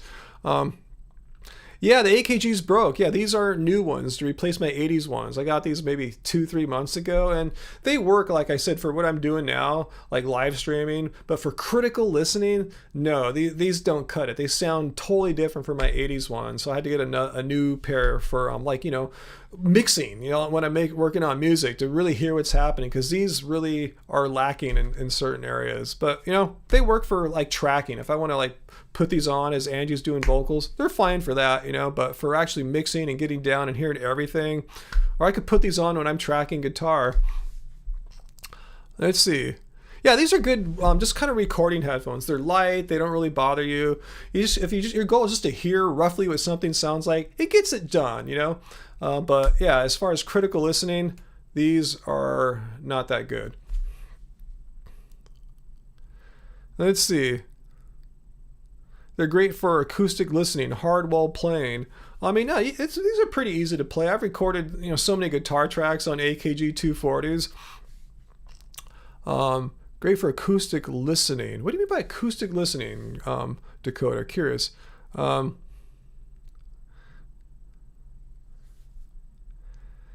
um, I like all kinds of music, Exxons. I mean, I've told people I'm not a fan of genres per se. I just like music that moves me. So it could come from absolutely any genre whatsoever, any artist from any time period. So I'm pretty much genre agnostic. I just like music that moves me.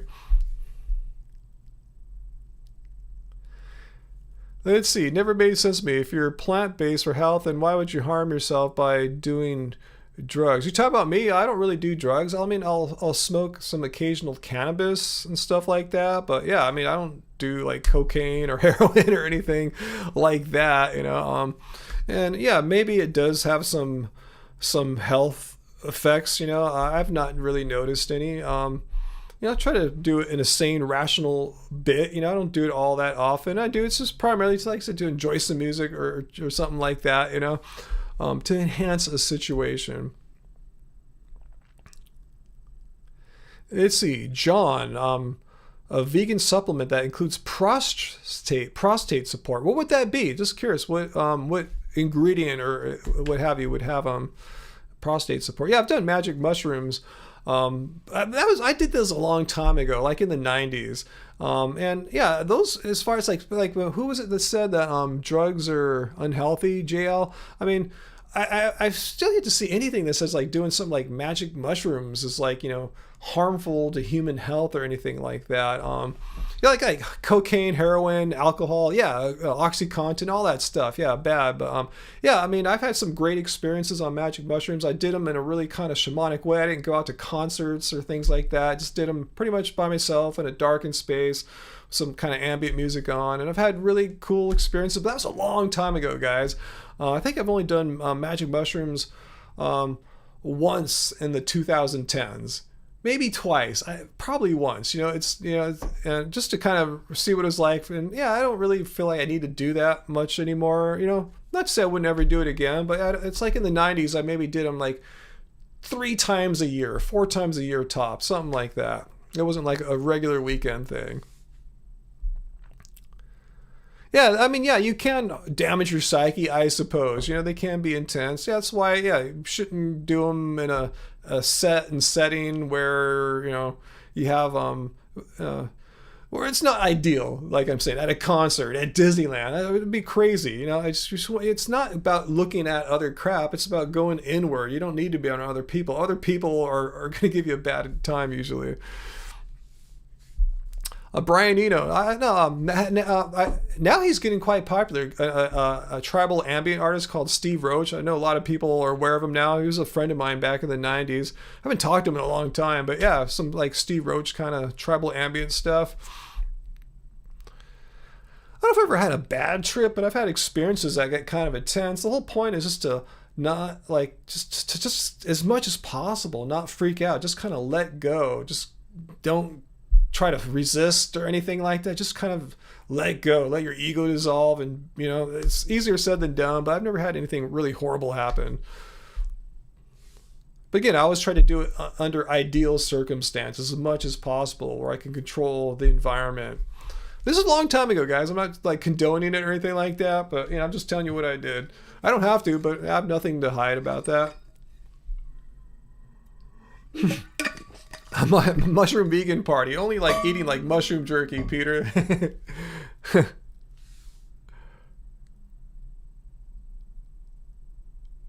Thanks, Organic Silver Moon. Exactly, Ryan. You're an amazing artist. Thank you. And vegan As Angie Peace, no reason having to explain yourself. I'm just saying I have no shame in what I did back then. I find no, I don't think I did anything wrong. I think like what I did in the '90s, maybe I did like a dozen magic mushroom experiences or so, something in that ballpark.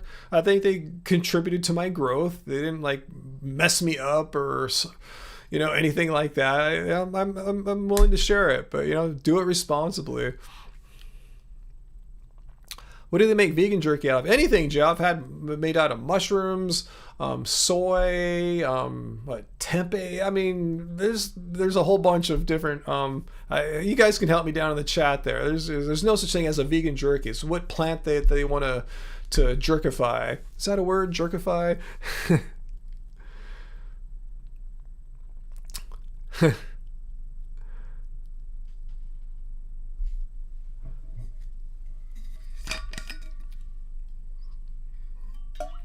Yeah, if anyone wants to see our music, you can look up Love Spirals or my old band, as you pointed out, the Organic Silver Moon. Yeah, Love Spirals Downwards. We're on Apple Music, Spotify, Amazon Prime.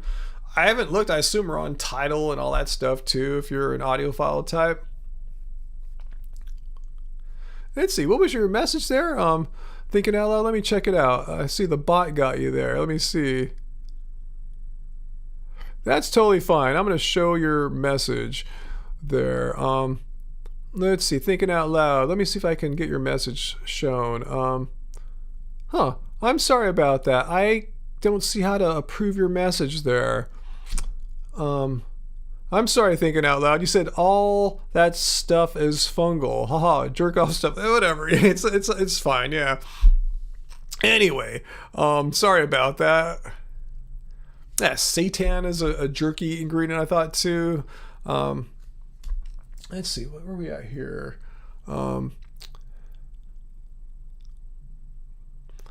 Let's see. Yeah, what other odd questions do you have for me, vegan or otherwise? I'll be open today, because I don't think I'm going to be on too much longer. I started an hour and a half ago. I don't like to go more than 2 hours. I know some people say real vegan stream for 3 or 4 hours, but if you want to ask anything, you can go for it now. I'll be cool now. We'll ask open questions. It could be about veganism, about something else, because I've been kind of going down that path anyway. So ask away, and I'll be going a little bit after that. Not really X-Zones, but yeah, I mean, my label that was on in the 90s, Project Records, they're known as an electro ethereal goth label. So I guess, there's some connection into darker styles of music there, but the stuff I do is more chill, more, it's not that aggro and stuff like that, Peter, I'm sorry, he said Vegan Gains did a 6-hour live stream once. Cool. Yeah, I've probably done 3 or 4 hours. Yeah, I'm sure I've done 3 or 4 hours before, but yeah, not today.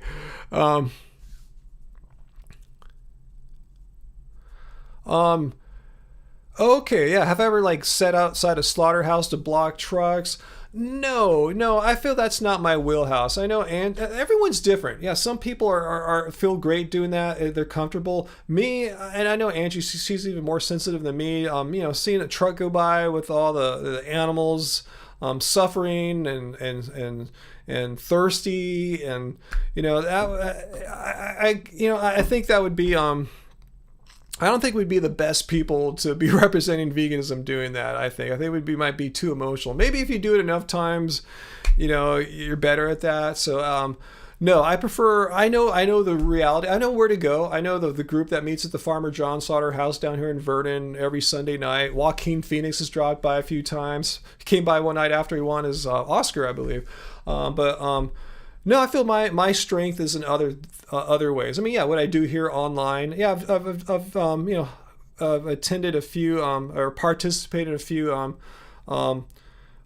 Is that Cuba Truce? Where they show the TV and stuff like that. And I went there to try to engage people in debate, that sort of thing. That's where I feel most comfortable. So yeah, kudos to people that are on the front lines. Out in front of slaughterhouses. That's just have just bummed me out way too much, and others are probably much better at that than I am, and I use my strengths here and in other ways. So yeah, that's my answer to that.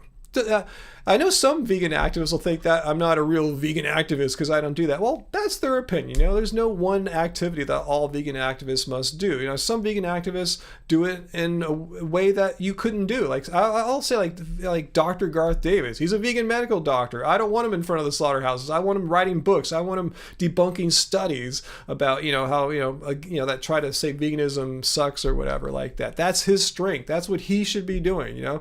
But yeah, everyone should utilize their own strengths and their comfort, what they feel most comfortable doing or sharing with people. Be the best vegan activist you can be. And I'm going to give you a little secret here, guys. There's no one right way to do it. There's many ways to be the best vegan activist that you can. So anyway, let's get back to what we're talking about here. Yeah, I get sad when I'm on the freeway and I see like some kind of what's in the truck, some kind of cattle or pigs or whatever, yeah, and to see it actually pull into the slaughterhouse and, that's just too much for me there. Hey, Peter, just give another tip there. Yeah, I heard about that, Peter. Yeah, her name is May.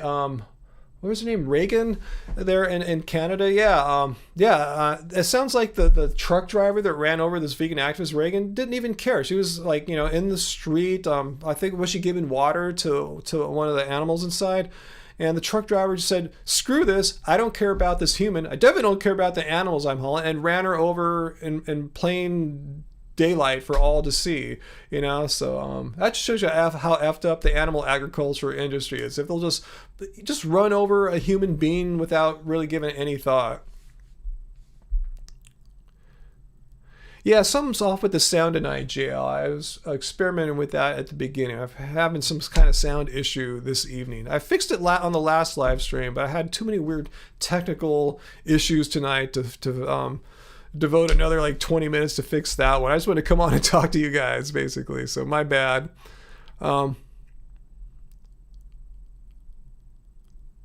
No, she didn't survive, Michael. She got ran over and killed. And so as far as I know, no one's been prosecuted for this. It's just basically saying, hey, you can run over vegan activists if you want. If you're the truck driver, run them over. That's the message, right? If no one's going to jail, no one's being held accountable. Yeah, this was like a year or two ago. I remember this. Yeah, it was deeply disturbing. And I was considering making a video about it. But I know there are other vegan YouTubers and social media people that actually are, in Canada and actually know this group and know Reagan. So I didn't want to try to exploit it or anything like that. And I'm sure they did a much better job than I could have done. But yeah, that was heartbreaking. Okay, yeah, the driver never got prosecuted, Peter. He was just hit with a driving misdemeanor. How is that a misdemeanor to run? I mean, it should at least be if not first degree murder, it should at least be I don't know if they have the same concepts in Canadian law, but some kind of second degree murder, manslaughter, not a misdemeanor. This is it's a felony. You're operating an 18-wheel truck, all the weight and responsibility of operating such a large vehicle with so much force, and just run over a human. Anyway, yeah, run over and drag. That's what I heard too. He claimed he never saw her. Huh. Still, is that an excuse? Is that a valid excuse? If you run over someone, you didn't see them? Because as far as I know, she wasn't stepping into the path of the car. Anyway, the truck. Anyway, let's move on from that, guys. Bummer, major bummer. Let's see. We have who are you talking there, Jail? About Javier? He says we need to eat animals. What's he saying here? Let me see if I can find his comment. Let's see.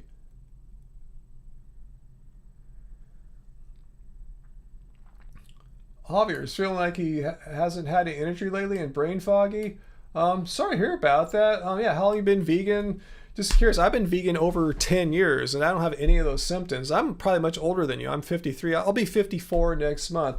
To me, that sounds like, I'm not a medical doctor. You might want to go see a medical doctor about that. Maybe you have some gut issues. Maybe you have some microbiome issues. Um, get your gut flora checked out. It could be from under eating. I know a lot of people, when they're new to vegan, kind of think it's like a sort of a diet or something like that, which it's not. It just means you're not eating animal products. You might need to eat a little bit more than you think, but you shouldn't be feeling tired. That's not like, a normal feeling of someone who's eating a balanced, sensible, plant-based diet and getting all the calories that they need and getting all the rest that they need. But yeah, I've been doing it for 10 and a half years and have nothing but, positive things to say. I don't even know what brain fog is. Sometimes I'll forget something, like I couldn't remember the name of Press Juicery earlier. If that's vegan brain fog, fine, I'll take that at age 53. Vegan brain fog is just some bull crap that anti-vegans make up to some bull crap. I mean, there's no such thing as vegan brain fog. I mean, there's some nonsense they make up. Yeah, it's part of being vegan. It's a normal feature of being vegan. I'll play some of these if you want to play chess or something. Some of these anti-vegans, we'll see vegan brain fog in action there.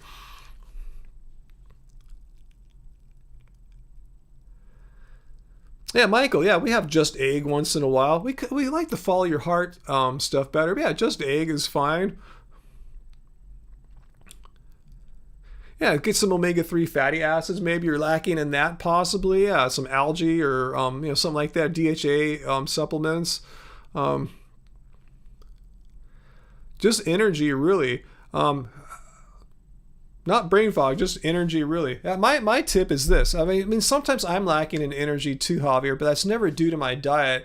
It's due to overtraining. I'm not sure what your exercise is like. Sometimes I'll have weeks when I just lift too much and I'm just doing too much exercise and my body's telling me to back off. I'll feel tired. That's my body telling me, hey, bro, you got to chill out a little bit. Let me recover and I'll do what you want.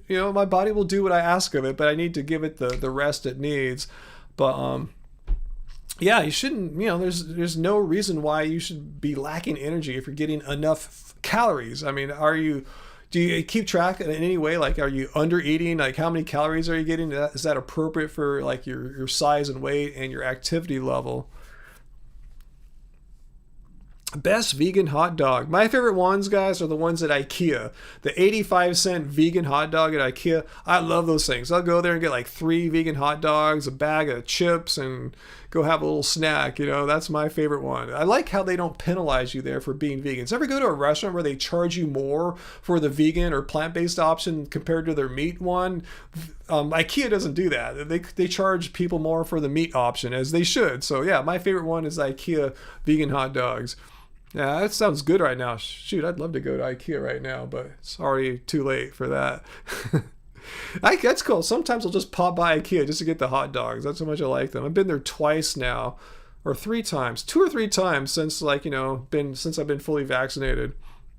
Yeah, it doesn't suck being vegan, Peter. And Angie and I are thinking about now more about the design for the Doesn't Suck Being Vegan t-shirt. Angie was thinking maybe having like a picture of my face on the shirt and it doesn't suck being vegan. I go, no, don't put my face on it. I don't think my face has anything to do with it. Just somehow just get the phrase "it doesn't suck being vegan" on a shirt. What do you guys think? What do you think, Peter? Like I told her, I don't think my face will help it into the world and sell and catch on or whatever like that. A lot of people, why is there some weird dude on this? Like I don't know who this guy is. I just think it doesn't suck being vegan. So let me know what you guys think. Oh, too bad you don't have an IKEA near you. Oh, bummer. What are my thoughts about Chris Paul helping elevate the Suns throughout the NBA Finals? Yeah, no surprise. He's saying how people wrote him off like 2, 3, 4 years ago, and here he is playing the best basketball of his career, arguably, at least since like maybe 10 years ago. What happened? Oh, he's eating a vegan diet. I won't call him a vegan because I don't think he gives a crap about the animals like ethical vegans like us do. However, like myself, I don't know if you guys are all ethical vegans. However, I tried to, as best I could, research how he eats, and it seems to like he's not having any dairy or eggs. Sounds like he's eating completely, a whole, not whole, but just a vegan diet, no animal products. So yeah, no surprise. He called it a cheat code. All the how it makes him feel. Talking about Javier here, Chris Paul says he has more energy now than ever, recovers better than ever. That's exactly how I feel too, as a 53-year-old athletic person. I'm not on the level of Chris Paul, obviously, but I'm older and competing at a pretty high level given my age. So yeah, no surprise that Chris Paul is kicking ass and leading the Phoenix Suns to possibly the NBA Finals.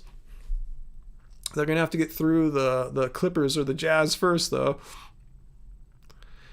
Yeah, Kyrie is vegan too. Not a Nets fan, though. Me too. I don't like those super teams like that. I saw Kyrie had a pretty gnarly ankle sprain on the last game, so you probably won't see him for the rest of this series.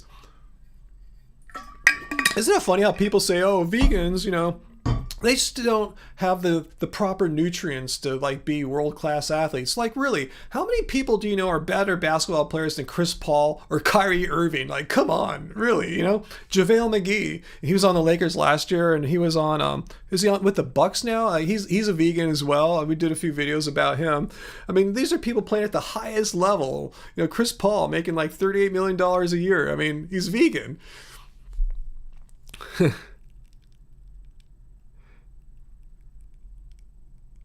All right, Peter, if I put my face on it. But I think you'll wear it to the UK vegan camp. But the thing is, will that mess it up? Well, be honest with me. I don't really think putting my face on a shirt that says it doesn't suck being vegan, I don't think my face will help it, right? A lot of people will go, what does that face have to do with it doesn't suck being vegan? I mean, if you know who I am, cool, I get it. But I want it to catch on because it really doesn't suck being vegan. And that has nothing to do with me. I'm just the one who says it a lot, but it has nothing to do with me. Yeah, Chris Paul is killing it. Yeah, it makes... And look at the two games that Phoenix lost to the Lakers. So those were the games that Chris Paul either was set out completely or set out most of because he had he had an ankle injury too back in the Lakers series. No, shoulder. My bad, shoulder. I remember that now. He bumped into his own teammate on a shot and hit him on the shoulder. Anyway. Yeah, anyway, let's get back on. Yeah, don't put my face on it, nobody, but you will recognize it. That's how I kind of feel too.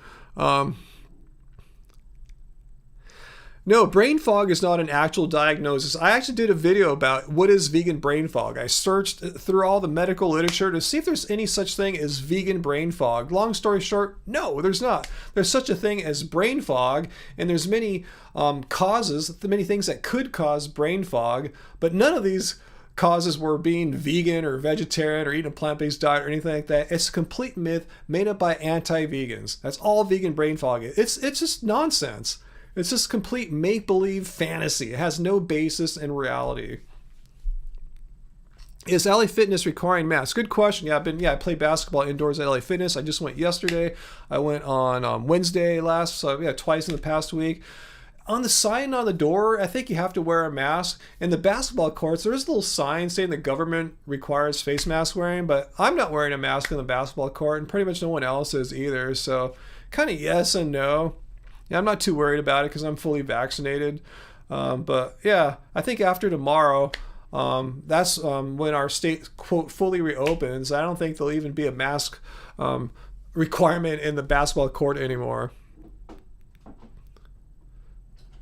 Hey babe, people said probably not to put my face on that doesn't suck being vegan t-shirt. Oh, you told them that crazy idea. Yeah, Peter likes the idea, obviously. Yeah, but I told you, real fans would want that. But other viewers say no. I was joking around. Did you tell them it's because of the Ike sandwich?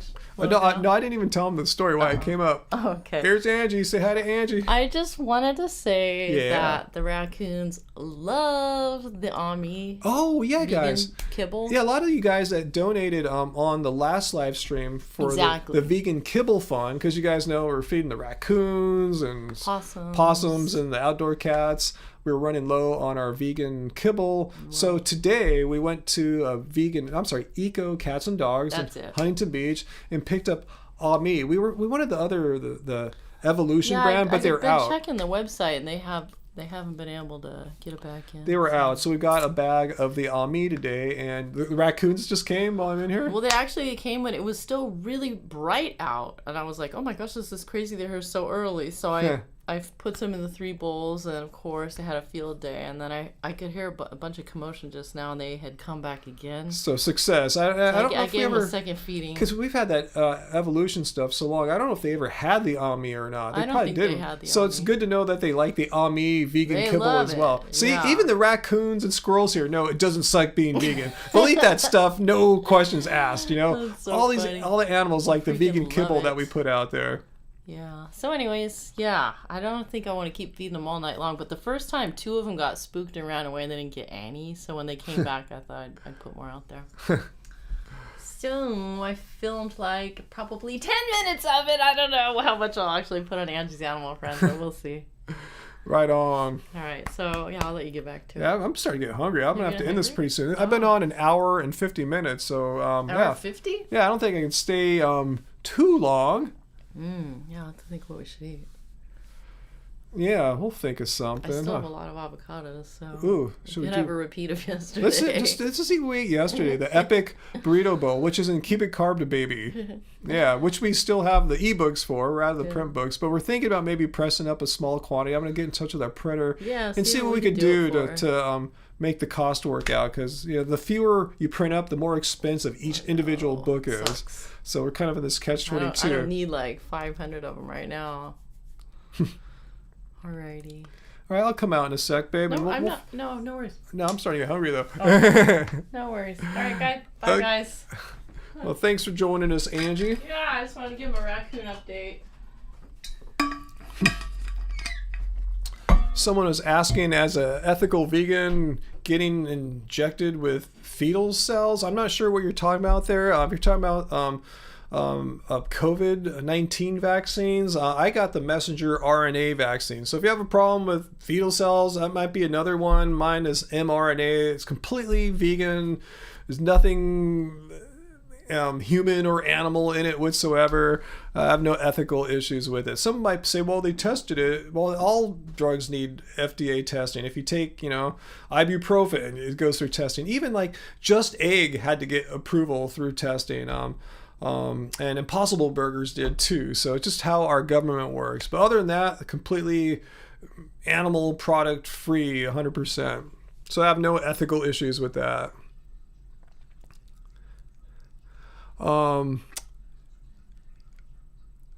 Peter, no, I'm not going to get some garlic and pesto pizza tonight or anything like that. Maybe on Friday night, if you guys contribute, we'll get a pizza that night. But yeah, we're cool. We're cool today. We already had a one meal out. We're doing a bunch of errands today. We went to tell you to get the vegan kibble, and we cycled back and ate at this place called Ike's Sandwiches. And they have like 100 veggie sandwiches, and all of them could be made vegan. And they have a bunch of other non-vegan stuff there too. But yeah, we got a vegan sandwich there, and I don't like to eat out more than once a day if I can help it. I'm actually I'm way more concerned or fearful, if you want to use that word, about the long-term effects of COVID-19, because there's documented effects right now, what's known as long COVID and other potential long-term health effects. And so far, yeah, they've been testing the mRNA vaccines for over a year now. So there's a lot of data, and so far there's not seen anything concerning about some kind of long-term effect on it. But there is known long-term health consequences of COVID, such as long COVID, where people basically have chronic fatigue syndrome that doesn't really go away all that readily. So yeah, you got to pick your battles. Where do you see the risk at? The known risks already, or hypothetical potential unknown risks? Let's see. Yeah, Evan, I saw that study like a couple years ago that Roman gladiators ate way more plant-based foods than people give them credit for. We can't go back to Rome and know exactly what, but just that alone is interesting, huh? How do I feel about non-GMO and organic vegan food? I prefer usually organic non-GMO stuff. Typically, but as far as organic versus non-organic, I just find the best food I can. If I'm checking out, like right now it's cherry season, I'll just find the tastiest cherries I could find. Sometimes it's organic cherries, sometimes it's non-organic cherries. I just want the ones that taste the best. To me, that shows that they're grown in the best conditions. Big case in point, go to Whole Foods and check out their house brand, not the dull ones when they're out of their house brand, but check out their bananas, the whole earth bananas, whatever. The non-organic bananas are better than the organic bananas, in my opinion. They taste better, they ripen better. So I'm all about finding the best food I can. Very often that tends to be organic, but it's not like a hard and fast rule that I apply.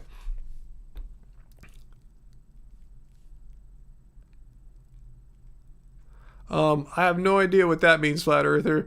Nocebo. I have no idea what that means and how that translates into 600,000 Americans passing away from it. But anyway, do I think Mars will be a vegan world? Well, it'll kind of have to be, unless they have some kind of like lab-grown meat on Mars or something like that. But it just doesn't seem practical or even possible to like pull heavy cattle into space for a year and dump them off on Mars to graze on land that doesn't exist, as far as grazable land goes. So hope so.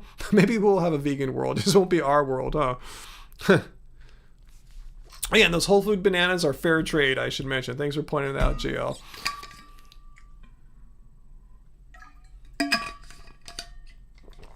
Yeah, mega vegan.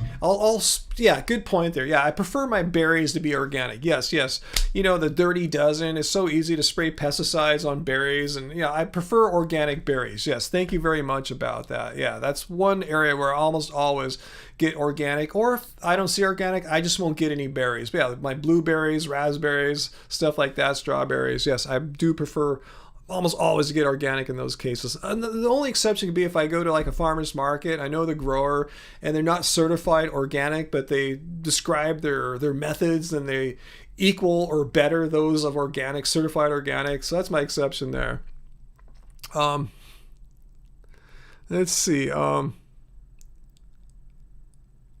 you guys are making me hungry right now. Talking about vegan hot dogs again. You're making me think of IKEA, and I just can't go to IKEA right now. It's too late. I think they close in 9 minutes, and it's much further than 9 minutes from my house. Oh yeah, Derek from Simnet Nutrition. Yeah, he seems like a really cool dude. I'd love to chill with him. He's in Canada too, isn't he? But yeah, I think when he comes to LA, I've seen him take pictures with the vegan bodybuilders. He's probably not thinking about me, but yeah, he pops on once in a while, to say hi. Yeah, he seems like a cool dude. I would love to collab and chill with Derek sometime. Our bodies can self-heal. Well, tell that to the 600,000 people that died of COVID-19 in the United States. Our bodies can self-heal. Yeah, a lot of people, everyone has an immune system, right? Unless it's destroyed, which is a few, it's a outlier situation. But yeah, not everyone's immune system overcame it. At least 600,000 people succumbed, and multiply that number by 20, that's how many people were hospitalized for it. So yeah, our bodies do have the capability to self-heal. We have an immune system, but for some people that wasn't enough. So yeah, you are right, but you're totally wrong in the sense that you think that what you're saying there is true and sufficient for everyone. It's just simply not true. So yeah, we all have an immune system, so what? A lot of people, it didn't really help them that much. Wild forage food. Yeah, that's cool too. Yeah, if you can find wild forage food. I don't really think about that too often because there's not that many opportunities here other than finding fruit trees in people's yards and alleyways. Go and get some limes and lemons, citrus, occasionally an avocado or something like that. Did they have other underlying health issues? Yeah, some people did. Some people were elderly and had like underlying health issues. And I've seen reports of people in their 30s and 40s who were athletes with no known issues who didn't make it. So yeah, I mean, it's all about, probabilities and risk, but being healthy and young is a protective benefit for sure, but it's not like a slam dunk. You just really don't know.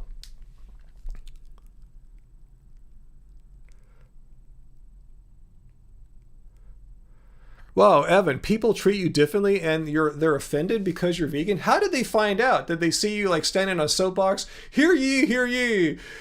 I am vegan, and if you're not vegan, you suck. I mean, yeah, that would offend people. I'm sure you didn't do that. Like, why are they offended by a lifestyle choice you made? Like, would it offend them if you like did yoga or something like that? Or if you were Buddhist? Or like, what about not eating animal products and trying to reduce as much as possible greenhouse gas emissions to save our planet? How does that make you a horrible and bad person? Just kind of curious.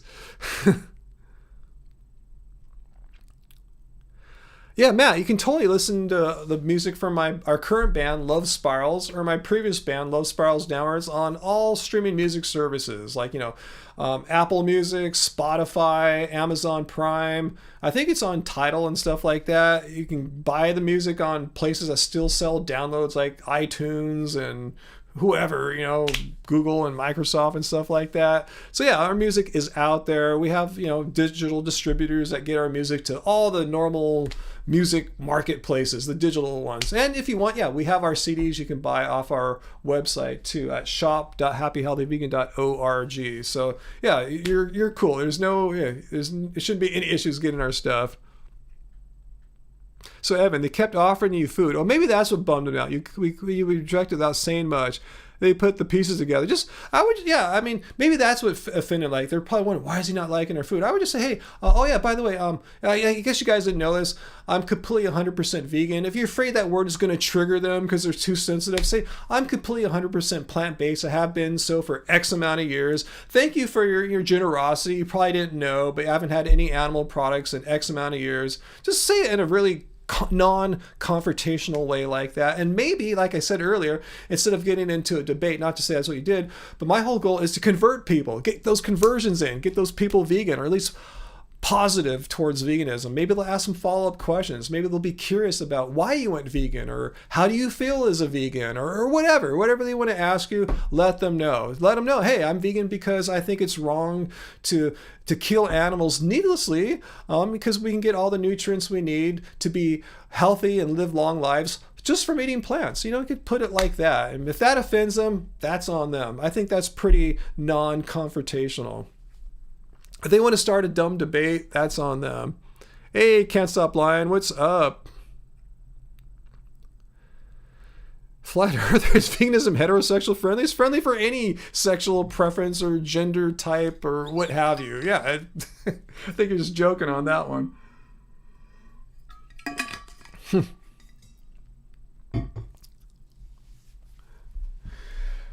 Let's see.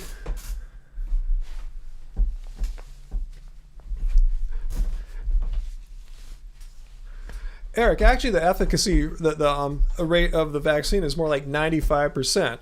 I'm just saying, why are you so pissed off that I took a vaccine for? It's my choice. Am I like yelling at you and giving you a bunch of crap because you didn't do it? No. So just please, it's my right as a free American, right? This is the land of freedom, to make a choice to take a vaccine that has been proven to be effective and safe for, despite all the nonsense you hear from anti-vaxxers. I haven't grown a second head yet. I'm out playing full court basketball, beating guys half my age.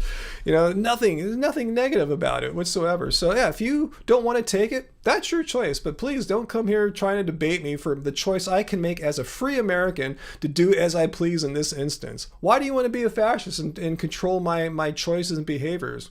I'm just kind of curious.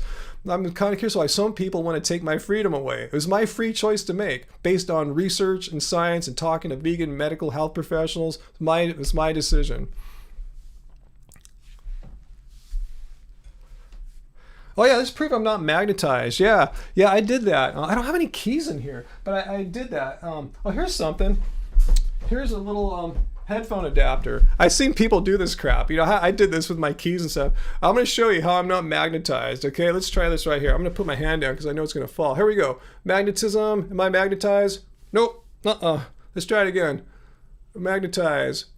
Not magnetized. And I didn't grow a second head. There's no microchips. I didn't get the Bill Gates version. I asked them, please, when I get my Moderna, I want to make sure there's none of the Bill Gates 5G microchips in them. So I'm totally cool. Let me try it one more time. Yep, not magnetized. There you go. It stuck to my hand? Let's see. Did it stick to my hand? Oh, not really. It's not sticking to anything. Not magnetized. Not magnetized. There we go.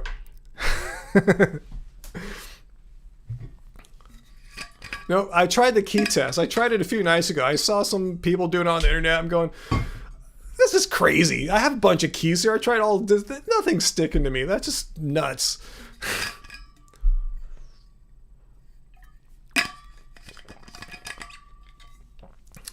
So yeah, there's a proof I'm not magnetized. I tried other stuff. Let me find some other materials in here. Let's see what else I got. Let's see. Do I have anything that's definitely magnetic here? Let's see.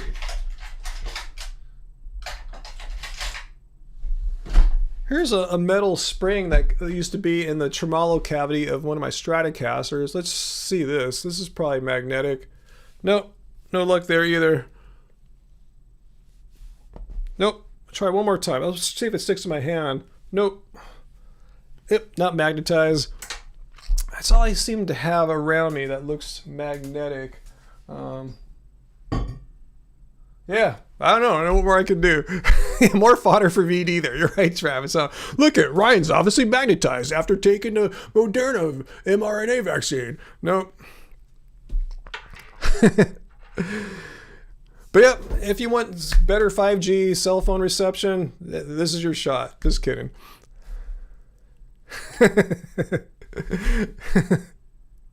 Never seen my beautiful smile before? I guess because I'm laughing at the silliness of a vaccine makes you magnetic. Like, what? How would that even work? And the whole thing about the microchips. Think about the microchips thing for 1 second. I mean, if they could somehow manage to put a microchip in a vaccine, it goes through the head of a needle, and the microchip just isn't activated on its own. It would need a source of power.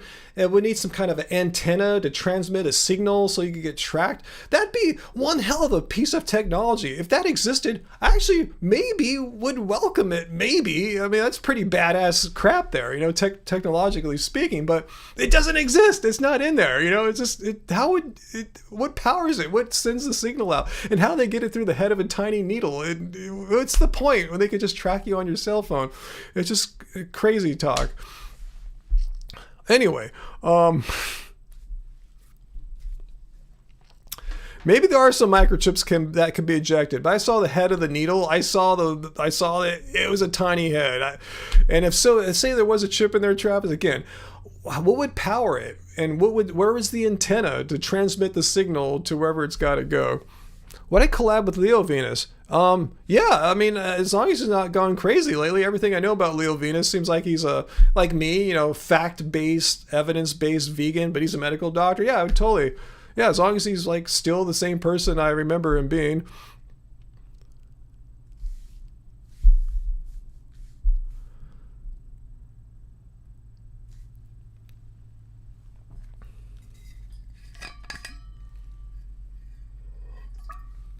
Oh, sorry to hear about that, Patty. I hope he's all right.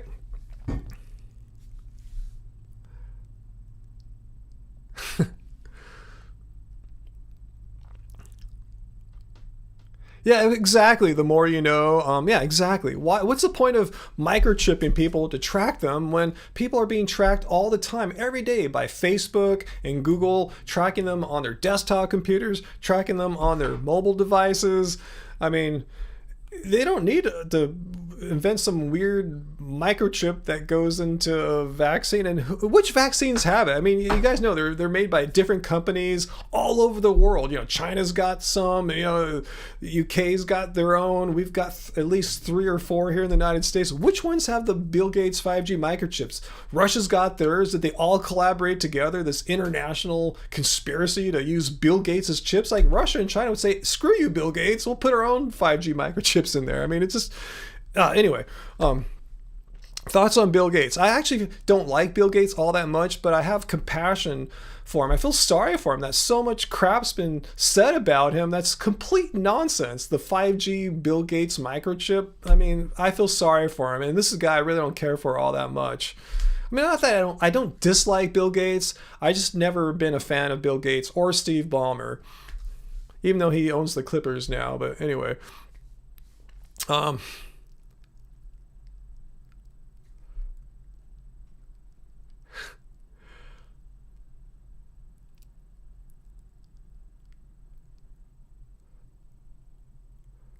I don't know what you're talking about there, guys. Anyway,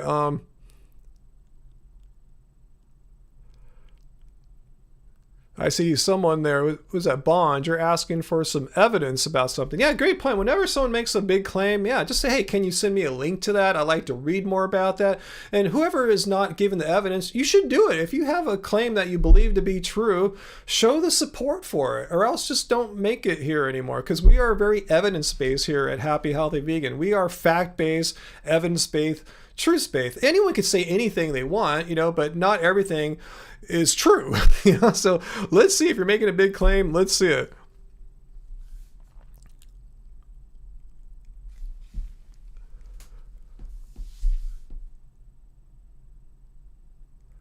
Let's see. What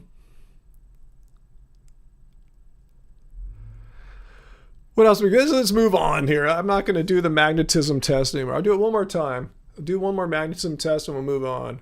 All right, not magnetized. I didn't grow a second head. I'm hitting PRs at the gym, playing great basketball once again. Nothing too bad's happening here.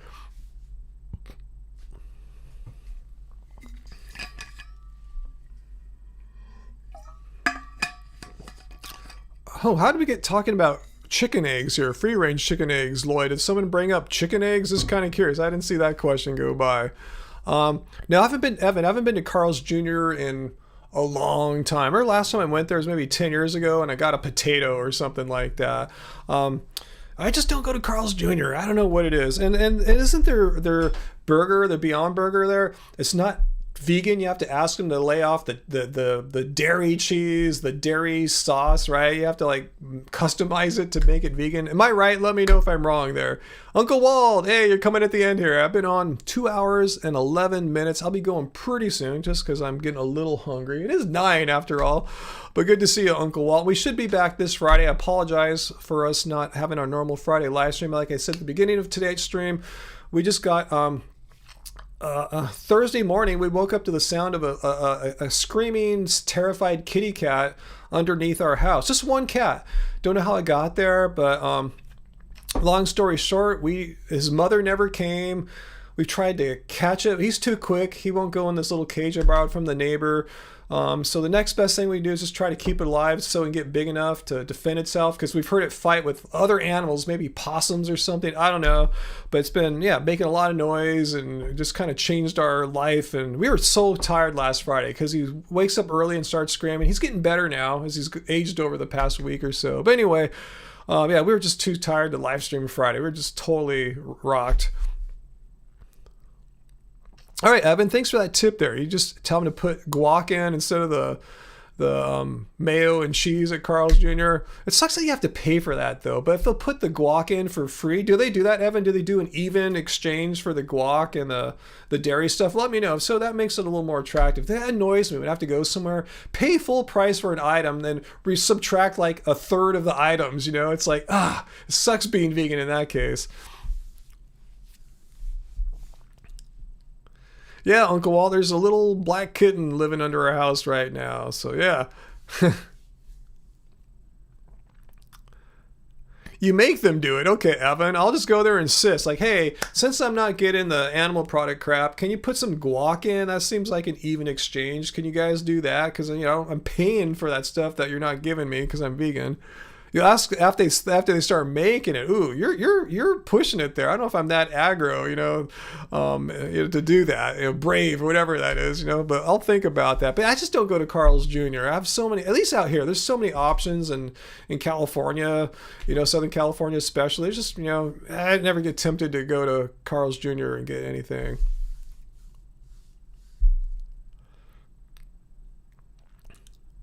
Let's see. Oh yeah, Pete's Coffee, Angela. Yeah, we got Pete's Coffees all around here. All right, so any more last minute questions here before I go?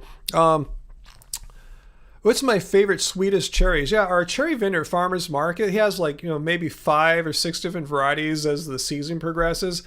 And they haven't been that good this year, to be honest with you. I haven't been that excited about them. But I've been getting cherries from them. I've been getting some just from the supermarket. And I don't know if I have a favorite kind of cherry. I just like ones that are just super sweet. You know, you take a bite of a good one, you go, oh, that's so good. The next one, oh, that's pretty good. I like that ratio, maybe a 50% ratio of really just mind-blowing ones. And I haven't really hit that yet this year.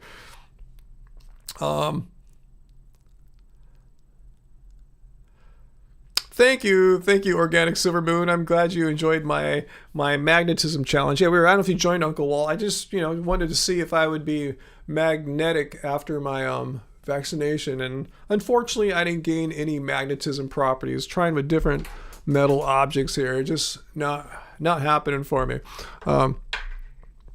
You're welcome, guys. No, Evan, I do not have a background in mental health, but I mean, I studied psychology a little bit more from a research perspective than treating people in a clinical setting. But thanks though. Dakota, do I like Morrissey as a musician or person? He is a weird guy. I think we all can admit, whether you're a fan of Morrissey or not a fan, he's a strange guy. So I've never really totally got into him. I respect him fully as an artist, especially one with longevity and staying power. And I respect him for being a voice for animals, a voice for veganism, and demanding that his tours have vegan food for his fans. Why should the animal products industry profit off one of his shows, a hardcore ethical vegan? So I totally respect him for what he's doing, his kind of vegan activism. Like I said, not every vegan activist needs to go and in front of a slaughterhouse. I respect those that do that, but Morrissey shouldn't be doing that. He should be demanding that the food caterers have the kind of food that he approved of. So yeah. But thanks for that question there, Dakota. And we have some Smiths vinyl down here. We have some Morrissey vinyl down here. And I've been wanting to listen to some for a while. So I'm sure that'll happen soon. Yeah, I'm trying to think of my favorite songs by them. I don't know. I like How Soon Is Now. That's one of their best songs. And, I like some of the chill songs too, like There's a Light, But yeah. I like my cherries very ripe, where they're super sweet. Yes, I don't like non-sweet cherries.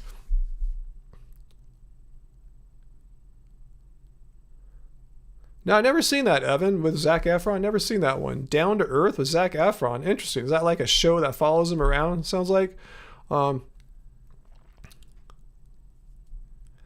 Hey, Elephant Town. Hey, if you're late, that's cool. You can watch from the beginning. I'm going to be going pretty soon because I've been on for quite a while. And a lot of people, it's past their bedtime, like JL. Get a little more water here. It's been hot here, guys. Okay, I'll keep that in mind. It's on Netflix. We have Netflix for a few weeks, so I'll check that out. I'll just look up Zac Efron, Down to Earth. Cool.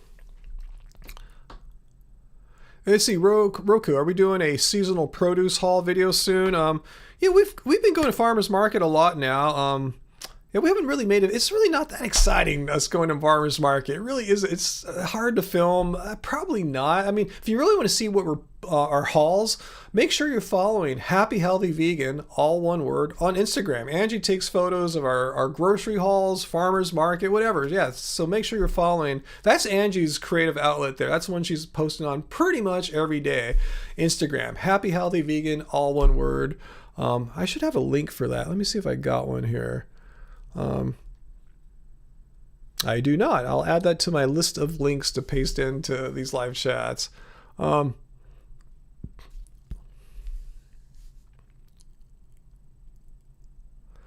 Angry vegan. No, as me personally, as a vegan, I will never go hunting or kill animals. So I don't know the context of what Richard said there. I know if you guys have mentioned that before. I don't understand. I didn't watch him say that or anything like that. I'll take you at your word there that he said that. But to me, it seems kind of weird if you're a vegan and to say, oh yeah, we're going to go hunting. And I'm organizing a hunting expedition to go kill. That just doesn't, I can't compute that. So to me, that just doesn't make any sense. But I don't know. I don't want to get into that. I just, yeah. Anyway. Are we on TikTok? Yes, but we hardly ever use it. But I think I reserved the account name Happy Healthy Vegan so no other person would steal it and confuse people with it. that said, Angie makes a few posts there from time to time, but no, her passion is Instagram. She loves photography. You know, it's a passion of hers. She likes taking nice, beautiful pictures and sharing them with you guys all on Instagram. So make sure you're following Happy Healthy Vegan on Instagram. You can follow us on TikTok, like I said too, but you know, you're not going to get as much content. Yes, Angie cares for all the critters. Yeah, she's got another Angie's Animal Friends video in the works. And she's putting together another video too from our trip last week. We went to a wine country day in Temecula, California last week. So that was a fun video. It was one of the funnest times I've had this year. So look forward to that. We'll probably get that out for you. If not tomorrow, the day after. I know she was working on it earlier, but she stopped because she got too hot. You know, it was hot in her room. Let's see, Organic Silverman, what's that? You got a BA in psychology, and it's really like people are decent. It's a different type. California people are laid back and down to earth. I don't know, thank you. No, there's a lot of weird people out here. Maybe I'm making California look better than it is. I mean, there's some laid back California people. There's a lot of people that are not laid back here, though, too. But thank you, though. Let's see. Let's see, any other questions, guys, before I call it a day or a night? We should be back to our normal live stream schedule on Friday, so be ready for that. Oh, and let's see if I have anything I want to say. But yeah, I'm just sorry I missed last Friday, just because of that cat, you know, waking us up really early 2 mornings in a row and not being ready for that. Now I'm getting up a little earlier to try to help it out, you know. I kind of trained it to wake me up around 9 rather than 8 so I can get out there and feed it and everything. And make sure he's alive and give him water and all that stuff. But yeah, we should be back to normal this Friday, I suppose. We're doing an interview Thursday with the Vegan Optimist podcast. You guys know who he is. His name's Ryan as well. I don't know when that'll be out, so we'll be doing that Thursday. And yeah, hopefully the live stream on Friday with me and Angie, if not me for sure. Let's see. What time do we go to bed at night? It's kind of been weird lately. But I like to go to bed between 1 and 2, roughly. You know, somewhere in that time frame. If I'm really tired, it'll be more like midnight. But yeah, 1 and 2 is my normal bedtime.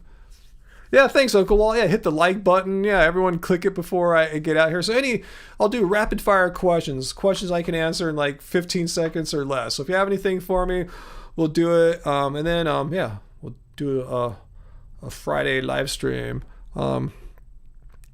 Let's see. All right, okay, let's see if you guys have anything to ask me before I split here. Have I tried bibimbap, Korean food? Let's see. Bomchan bibimbap. I know I've had bibimbap before. I'm having trouble recalling exactly what it is, but there's a Korean restaurant here, Sura, in Long Beach, and they have like a vegan. They say part of the kitchen is vegan. We haven't been there in a long time, so yeah, you know how Angie likes Korean stuff. So we're gonna go there really soon, and I'll see what they got as far as bibimbap goes. Uncle Walt, did I go 8 hours straight? No, 2 hours and 22 minutes to be precise. Favorite apple variety? You know, I'm not a big apple guy. You know, I don't have a favorite apple variety, to be honest with you guys. You know, I'll just try different apples out and, you know, get whichever one seems to be the best flavor, the type. Do I prefer Trader Joe's vegan cupcakes or the vegan cheesecake? I get neither. I always get the banana bread. You know, that vegan banana bread with the nuts, the walnuts.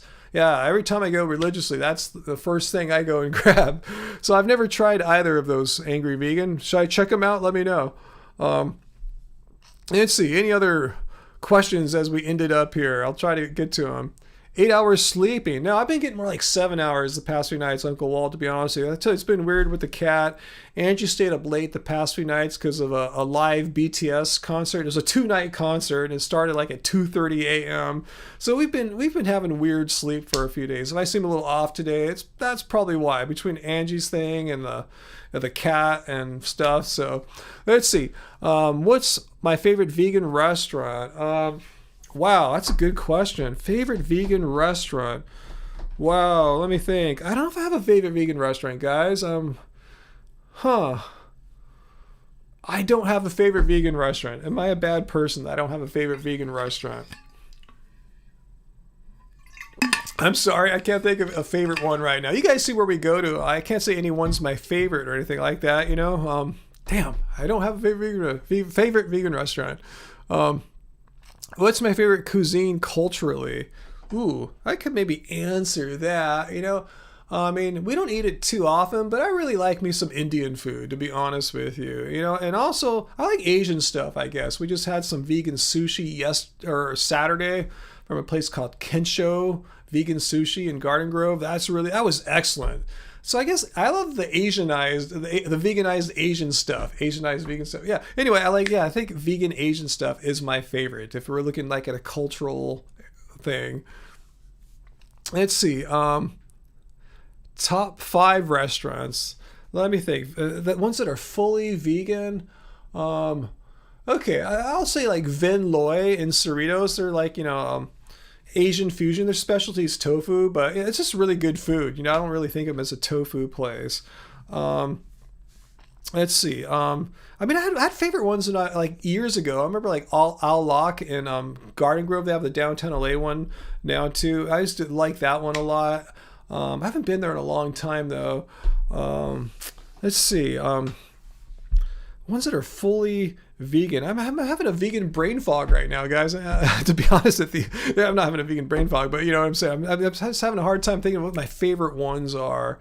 You know why I think I'm having a hard time? Because we haven't been going to vegan restaurants for the longest time. You know, that's why. So I'm kind of off my game. Like, you know, but in the past, if you were asking me this a year and a half ago, I'd be thinking of all the places I like to go to frequently, and I'm just kind of off my game right now. I'm thinking of like the Fourth Horseman Pizza, but they're not a vegan place, obviously. So I'm having trouble with that one right now. Let's see. Have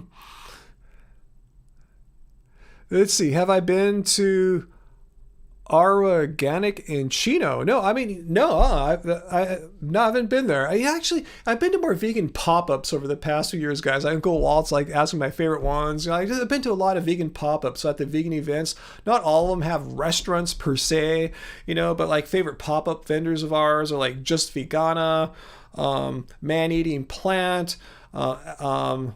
Let's see. God, a lot of the Mexican, Latin, I guess maybe Latin is a close second place to the Asian. If someone's asking about cultural, I love, you know, like tamales, vegan tamales and mole and stuff like that. Let's see. Eleni, I've forgotten how to order too. I haven't been to many restaurants lately. Yeah, more to dream. Yeah, that's why I think when I started my answer, I like Indian food, and then I kind of transitioned to like other Asian foods. Yeah, India, technically Asian. Yeah, it's like I guess Asian. If close second is Latin, you know, particularly like Mexican vegan food. Let's see. Yeah, I've never been to Monty's before. Yeah, my favorite vegan place is here. You're absolutely right, Uncle Walt. We'll have to have you over one night too, huh? Let's see. Any other questions there? And I think we got it, guys. I think we did our speed round there. Yeah, these are questions I could answer. Should have been able to answer, but I tell you, I'm off my restaurant game. So that's just my bad. Blame it on COVID-19 and the restaurants not being open. So anyway, I'm really hungry now. So I think we're going to have the Epic Burrito Bowl. If you guys have Keep It Carb Baby, it's in there. It's basically rice, guacamole or avocados, and beans and some veggies on top of that too. So that's how we typically Whole Food Plants. Yeah, we go out on occasion, eat these fancy foods. We're talking about the restaurants, but yeah, it's our dig. This is how we eat it. Whole Food Plants for the win. 100% vegan. Angry Vegan. How many people told me they're vegan because of me? A lot of people when they meet us tell us that, and I always tell them, no, you didn't go vegan because of me. I was just like one of many people and things you encountered, and I'm glad to be part of that. I'm grateful for that. But yeah, I'm modest because I know how it works. You know, you don't go vegan because of one person you met or anything like that or heard. Oh, you missed the live. Oh, Lena. I don't think anything crazy happened. I don't think we broke new ground, like YouTube history was being made or anything like that. You know, I'm actually kind of tired too, as I talked about earlier. Let's see.